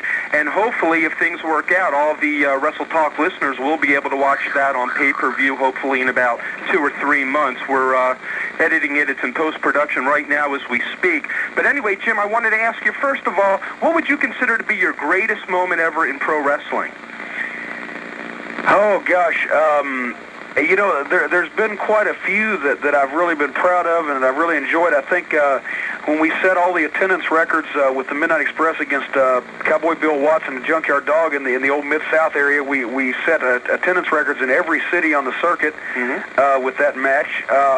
When we won the World Tag Team title there in Philadelphia from Tully Blanchard and Arn Anderson in September of '88 and became the first team to hold all the belts in the NWA at the same time. You know, we held the U.S. belts for a year at one point, one of the 3 times we had them. We've done a lot of what I would consider really, really great stuff, and so I would really be hard to pick one specific incident. Okay, so your greatest moment wasn't the time or 2 that you gave notice to Jim Herd, correct?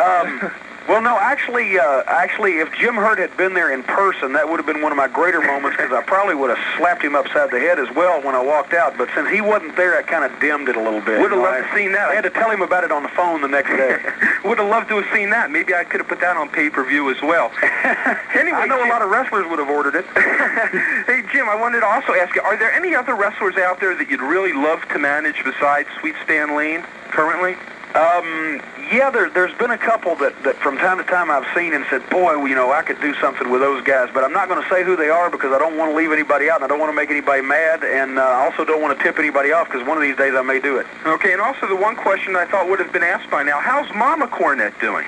She's doing great. As a matter of fact, I just talked to her today, and she's doing wonderful. I'm going up to Louisville to the estate later on in the month, hopefully to see her, and everything's cool. She's enjoying it. As a matter of fact, she's geared up for next year's Kentucky Derby. Good to hear. Good to hear. You know, as a matter of fact, she would have won last year, but when the starter's gun went off, it shot her horse. Hey, I wanted to tell you, Jim, and this is a true story. I had a time, and I'll make it very quick, about 2 years ago when I had a neighbor come into my house and harass me. I think he was on the same stuff that other caller was on a couple of calls ago.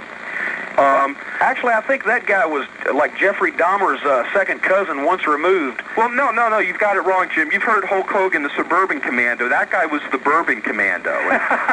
But anyway, no, seriously, though, I had a guy come into my house, and he started, like, threatening me, and I realized there was going to be something physical happening, and I don't keep a gun in my house, and this is 100% true.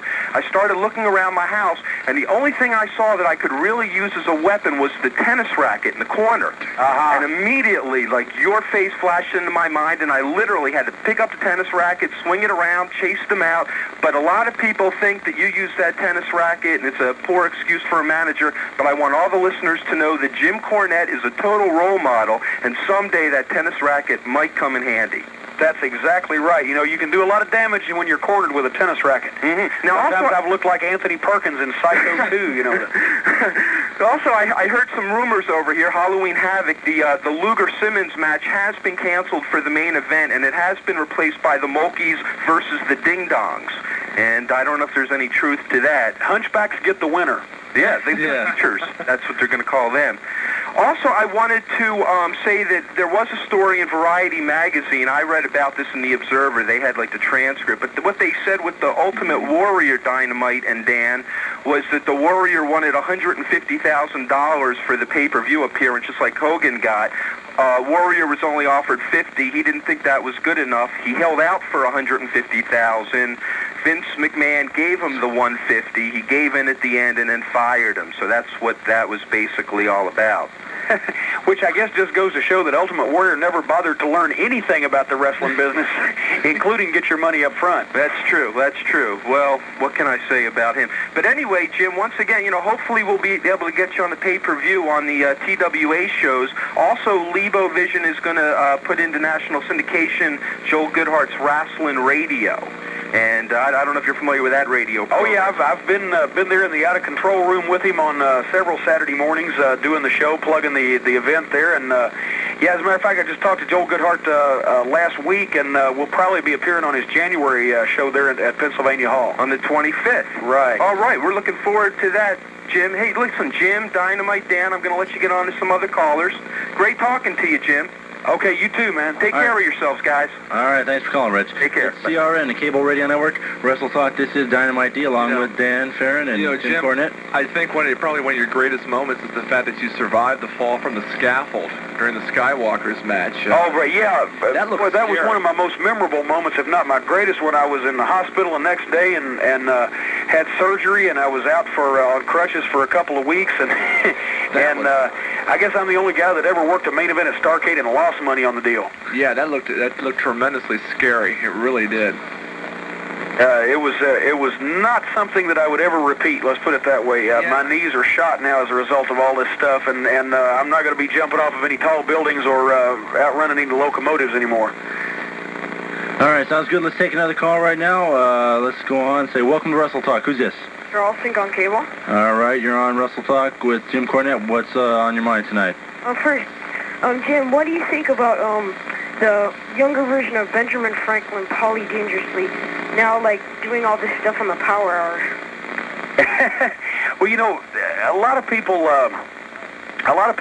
feel about Paulie Dangerously. They say, well, we see him on TV and he's such a real jerk and we don't like him. But then when they meet him in person, they know that he's even worse than they thought. And as far as me and Paulie, I couldn't warm up to Paulie if we were cremated together. And that's, you know, I sit there and I watch that program, and I mean, the only thing that's going faster than his talent is his hairline. So, you know, one of these days he's going to make an excellent, I mean, you know, it used to be Head and Shoulders, now it's Mop and Glow. You know, and somebody told him he had wavy hair. Problem is, it's waving goodbye. But, you know, Paulie's an endless source of amusement for me because there's never any telling what he's going to get into next and how he's going to put his foot in his mouth. And I enjoy watching that. Yeah, and did you know in Pro Wrestling Illustrated they put Your Man Sweet Stan number 61? They put Beautiful Bobby number 30. Number 61 and number 30. Well, I'll have to call Bill after. I'll yank about 5 of the remaining 30 hairs out of his head. Get to the bottom of this. And Dynamite, how come the Undertaker's not in the top 500? I don't know. I didn't put it in there. I don't know. Maybe they just don't think he's doing a lot of wrestling lately. And Jim, I remember the time when I used to watch when they had the Fantastics versus Midnight Express, and I remember I always used to wonder who was the best manager. And once I watched that tape over again from I forget what it was when like Ronnie Garvin betrayed Dusty Rhodes, and I knew it was you because you won the title, but they still held on to it. But I mean, J.J. Dillon still held on to it, but he barely held on to it. And at that time also, like, Bobby Heenan didn't have any titles, and Jimmy Hart was like, I don't know, he's out somewhere. And he was like the only one having a good title reign for that time. And then you had like the both titles at once. That was just crazy. And I still remember that. Well, thank you very much, I think. And, no, thanks a lot, man. I appreciate it. And, yeah, you know, what can I say? Thank you. What can any of us really say? Isn't it about time for another Vern Langdon Slammer's Gym commercial? Yeah, actually it is. Vern reminds me of, Vern looks very Michael Landon-ish. You know, there's a guy in his 50s or whatever, he still had a lot of hair and all that stuff, of course, you know. Now, you know what Michael Landon's expecting for Christmas, don't you? No. Lyle Alzado.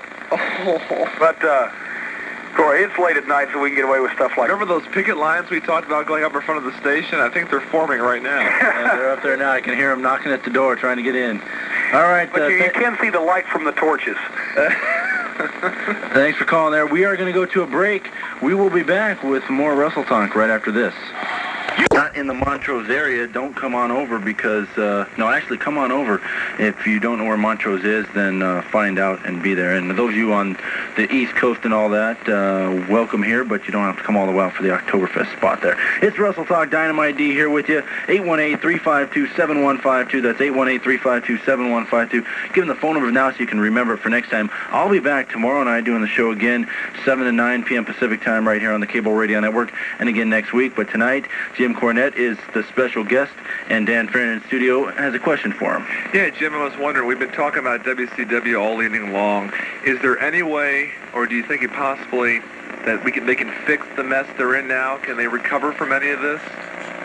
Yeah, there's a way to do it, but they're not going to take it. And that number one would be, obviously, anything that Jim Herd is in charge of cannot succeed. Yeah. And I mean, that sounds, when it's coming from me all the time, it sounds like just bitterness or whatever, but you'd be surprised at the number of people that share that opinion, both in the company and just outside casual observers, informed participants, whatever.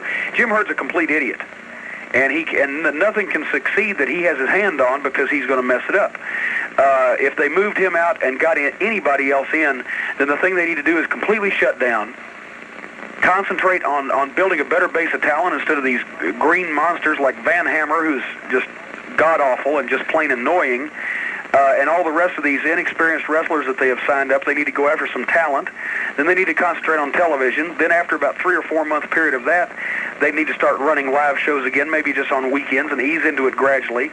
They need to lop off a lot of the hours of television they do that they can't fill with quality product every week, and knock off the clashes and maybe cut down on the number of pay-per-views. And in a couple of years, they might actually have built a base to be able to do something. But they're just on a steady spiral downward, and the way it is now, and do nothing to stop their fall. Their pay-per-view buy rates are the worst ever. Their TBS ratings are not good. Their syndicated ratings are the worst ever. Their house shows, live gates are embarrassingly low. And just about every facet of the company, all-time low, including wrestler morale, because the only people that are happy there are the people who would elsewise be bouncers and lifeguards and wouldn't have another job. So really, that's not a really bright outlook.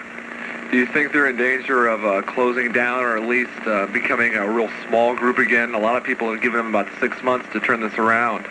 Well, you know, we've said for quite a long time now it can't get any worse. It always does. I don't see that they're going to turn anything around, but at the same time, they've poured so much money into this thing now that I don't know what the end point is. I mean, they lost $6.5 last year, and they're whipping that rate this year, so I don't know how long they'll keep going with it. If they were to become a smaller group, it'd probably be better off because they wouldn't be losing money with these embarrassments like they had in Phoenix, where they went to a 17,000-seat building, had 450 people, and then brought the wrong ropes for the ring and had to cancel the show. They go to all these places that they don't have a prayer of drawing. If they would concentrate on building a base, they'd be a lot better off, but they're not going to do that either. Okay. Sounds good. Let's take a few more calls. We've got a couple more minutes. Welcome to Wrestletalk. Who's this? Hi, this is Scott from Valley Cable. All right, Scott, go ahead and speak up. You're on with Jim Cornette. Hi, Jim. How's it going? Not too bad, not too bad. Yeah, I think you're a great manager, and that Jim Herd should be crucified. Well, you know what they used to say down in the South? Hanging's too good for that boy. How much of a role do you think Ted Turner played in that? Maybe they might have told Ted last week that he owns wrestling. I'm not sure that he's aware of it yet. No, Ted Turner plays zero role in things because, I mean, you know, this is a multi-billionaire and he's got a lot bigger fish to fry. This is one of 100 companies that he owns. He came one time to Center Stage and had a picture taken with Ric Flair and El Gigante, and I think that's the only contact he's ever had with the wrestling business personally since they've owned it that I know of. He took a whole lot more direct approach to things back years ago when wrestling was first becoming big on TBS. Anymore, he's off saving the world and, you know, flying Jane Fonda around the country, and he's not paying attention to what his companies are doing. Jack Petrick is the guy under Turner and overheard, and obviously Petrick has committed some horrible crime in the past that Hurt has evidence of, because Petrick is allegedly a competent businessman and has not fired Hurt as of yet, despite all these horrible reports and their finances going down the dumper. So I don't understand what the chain of command is really, or why something hadn't been done before now. How long do you think it would be before they might cash the WCW in for some money? Well, we just talked about that. There's no telling, because I mean they've got a lot of money to blow, and you know, if they want to keep pouring it in the way things are going, I guess they will. I really couldn't say how long it might be. Well, I think it was Dynamite D that said once that Vince McMahon was talking to the LPWA. There was some kind of skating going on. I'm sorry, I couldn't hear that exactly. Okay, somebody had called in one time and said that Vince McMahon was on an LPWA show or something like that. Yeah. No. And they said he and Hulk Hogan were in a ring or something like that, and I had never heard anything about that at all. Oh, that never took place. I don't know where they could have got that from, unless maybe that, you know, my hair's getting a little thin, but it's still not blonde. They couldn't have mistook me for Hulk, as my arms are bigger. And so I don't know where that came from. You know what this Chamber of Horrors thing is coming up? Yeah, it's going to be an abomination. I really have no other... I don't know what the thing's going to be, and frankly, I don't believe they do either. And if they do, they certainly have done an excellent job of hiding it from the wrestling fans. So, you know, buy that pay-per-view, because, hey, you never know what you might see on their pay-per-views. If I was wanted by the Mafia, I would love to be on the WCW cards, because that's better than the Federal Witness Relocation Program. Nobody will find you there. I don't think I've ever been satisfied with an NWA event. WCW, excuse me. Yeah, you know, we got to make that distinction, even though it's habit to call it NWA. WCW has nothing to do with what the NWA used to stand for. Yeah. All right, thanks a lot for calling. We got to go on to some more calls. I see you. All right, it's CRN, the Cable Radio Network. Welcome to Wrestletalk. Who's this? Hi, Dynamite D. This is Sid Irritable calling from Continental Cablevision, the Cablevision, the cable company of droolers and flatulence. I knew I'd spit that out sooner or later. Okay. Anyway, I'm pleased to be on the air with Jim Cornette, probably the best interview of any manager that you'll find in the business, and I personally miss seeing him regularly on whatever promotion that he would be associated with. I'd like to ask what the origin of the tennis racket was. How did you start carrying that into the ring, or by the ring? Well, actually, you know, it was a kind of a tradition that managers always carry something. I didn't want to do anything that had been done, like umbrellas and canes and riding crops and things like that. And also, I thought I would carry the tennis racket to show that, hey, I was athletic, that I did deserve to be in professional wrestling, that, you know, I am very sports-minded, and the tennis racket just kind of portrays that. And also, every once in a while, if a wrestler happens to fall toward me, I can throw the racket up to protect myself. Sometimes they run into it. I would never hit anybody on purpose, you understand? Well, not unless they deserved it, right? Well, of course. Okay. Now, where do you think a manager should draw the line? I mean, they do carry canes and rackets and other stuff. Where would you draw the line? I think Uzis are definitely out. Okay. You know, this one guy I know that had the samurai sword, got to go. But anything that could be carried on the street without being subject to arrest, I think it should be legal. Like an urn or something, right? Well, you know... You gotta earn it. That urn, I tell you what, you know, Grandma, if she'd have known what her ashes were going to be used for, she would have never been involved in that thing. Now, you've been fan favorite and you've been rule breaker. What goes through a manager's head or a wrestler's head when you turn from rule breaker to fan favorite and vice versa? Well, you know, the thing with myself and the Midnight Express was we did things basically the same way, just tailored them to the moment. And I enjoyed the time that I was a quote-unquote fan favorite just because psychology plays a lot of part in it, and they said it couldn't be done. They said managers can never be fan favorites. So I did it just to say that it could be done, but I wouldn't want to do it for the rest of my life. That's why we eventually came to our senses. But I just want to show people that just when you say that something can't be done, Jim Cornette can do it. Okay. Who was your biggest influence as far as a manager? Who was your inspiration, besides yourself? We talked about that a little earlier in the program. I know we're running low on time. I watched a lot of managers, but, like I said, managers were usually ex-wrestlers, had nothing in common with me. I tried to do something on my own. Jimmy Hart was an early influence because I saw him right as I was getting into the profession. Jerry Lawler was a big influence on me. Even though he was a wrestler, just his style of doing things and the way that he talked, Jerry Lawler was a big primary influence. And then otherwise, I've tried to just pick and choose things as I saw fit as they came up. Well, I always thought that Jimmy Hart was kind of a poor man's Jim Cornette because if he was an influence on you, you definitely surpassed him. Well, let me just say this. Just like Jimmy Hart, you say, Jimmy Hart may have taught me everything that he knows, but not everything I know. Right. Okay, I'll let someone else get in before the end of the show. All right, Sid, hang on the line here for a second. It's CRN, the Cable Radio Network, Wrestletalk. That, unfortunately, is going to wrap things up. We already are a minute over, and the producers are saying, don't do that, and I'm saying, well, I'll wrap it up right now. I would like to take the time right now to thank you, Jim Cornette, for taking time out of your schedule to be with us here on the Wrestletalk show. Well, you're welcome. I've enjoyed it. All right, thank you very much. Hope to have you on again, and if you're ever out here, hope to have you in studio here, and we can sit around and do another Wrestletalk show. Or at Slammers. Yeah, or at Slammers. We can go down to Slammers and get in the ring and wrestle. Should be a lot of fun. Thanks a lot for sticking with us tonight, all right? Thank you. All right, hang on. It's CRN, the Cable Radio Network. Dan Farren, thank you for being here, too. Well, thank you, Dynamite. I hope they were listening in Atlanta because I think their ears are burning right now. I think they are right now, and I think they were, and I think that there's going to be a few phone calls still coming in here tonight, and unfortunately for you guys calling in, we cannot get you on the air, but we are out of time, and that's why the music's going. Dynamite D saying good night, everybody, until tomorrow night. For Jim Cornette and Dan Farren, this is Dynamite D saying thank you all for calling in, and have a good one.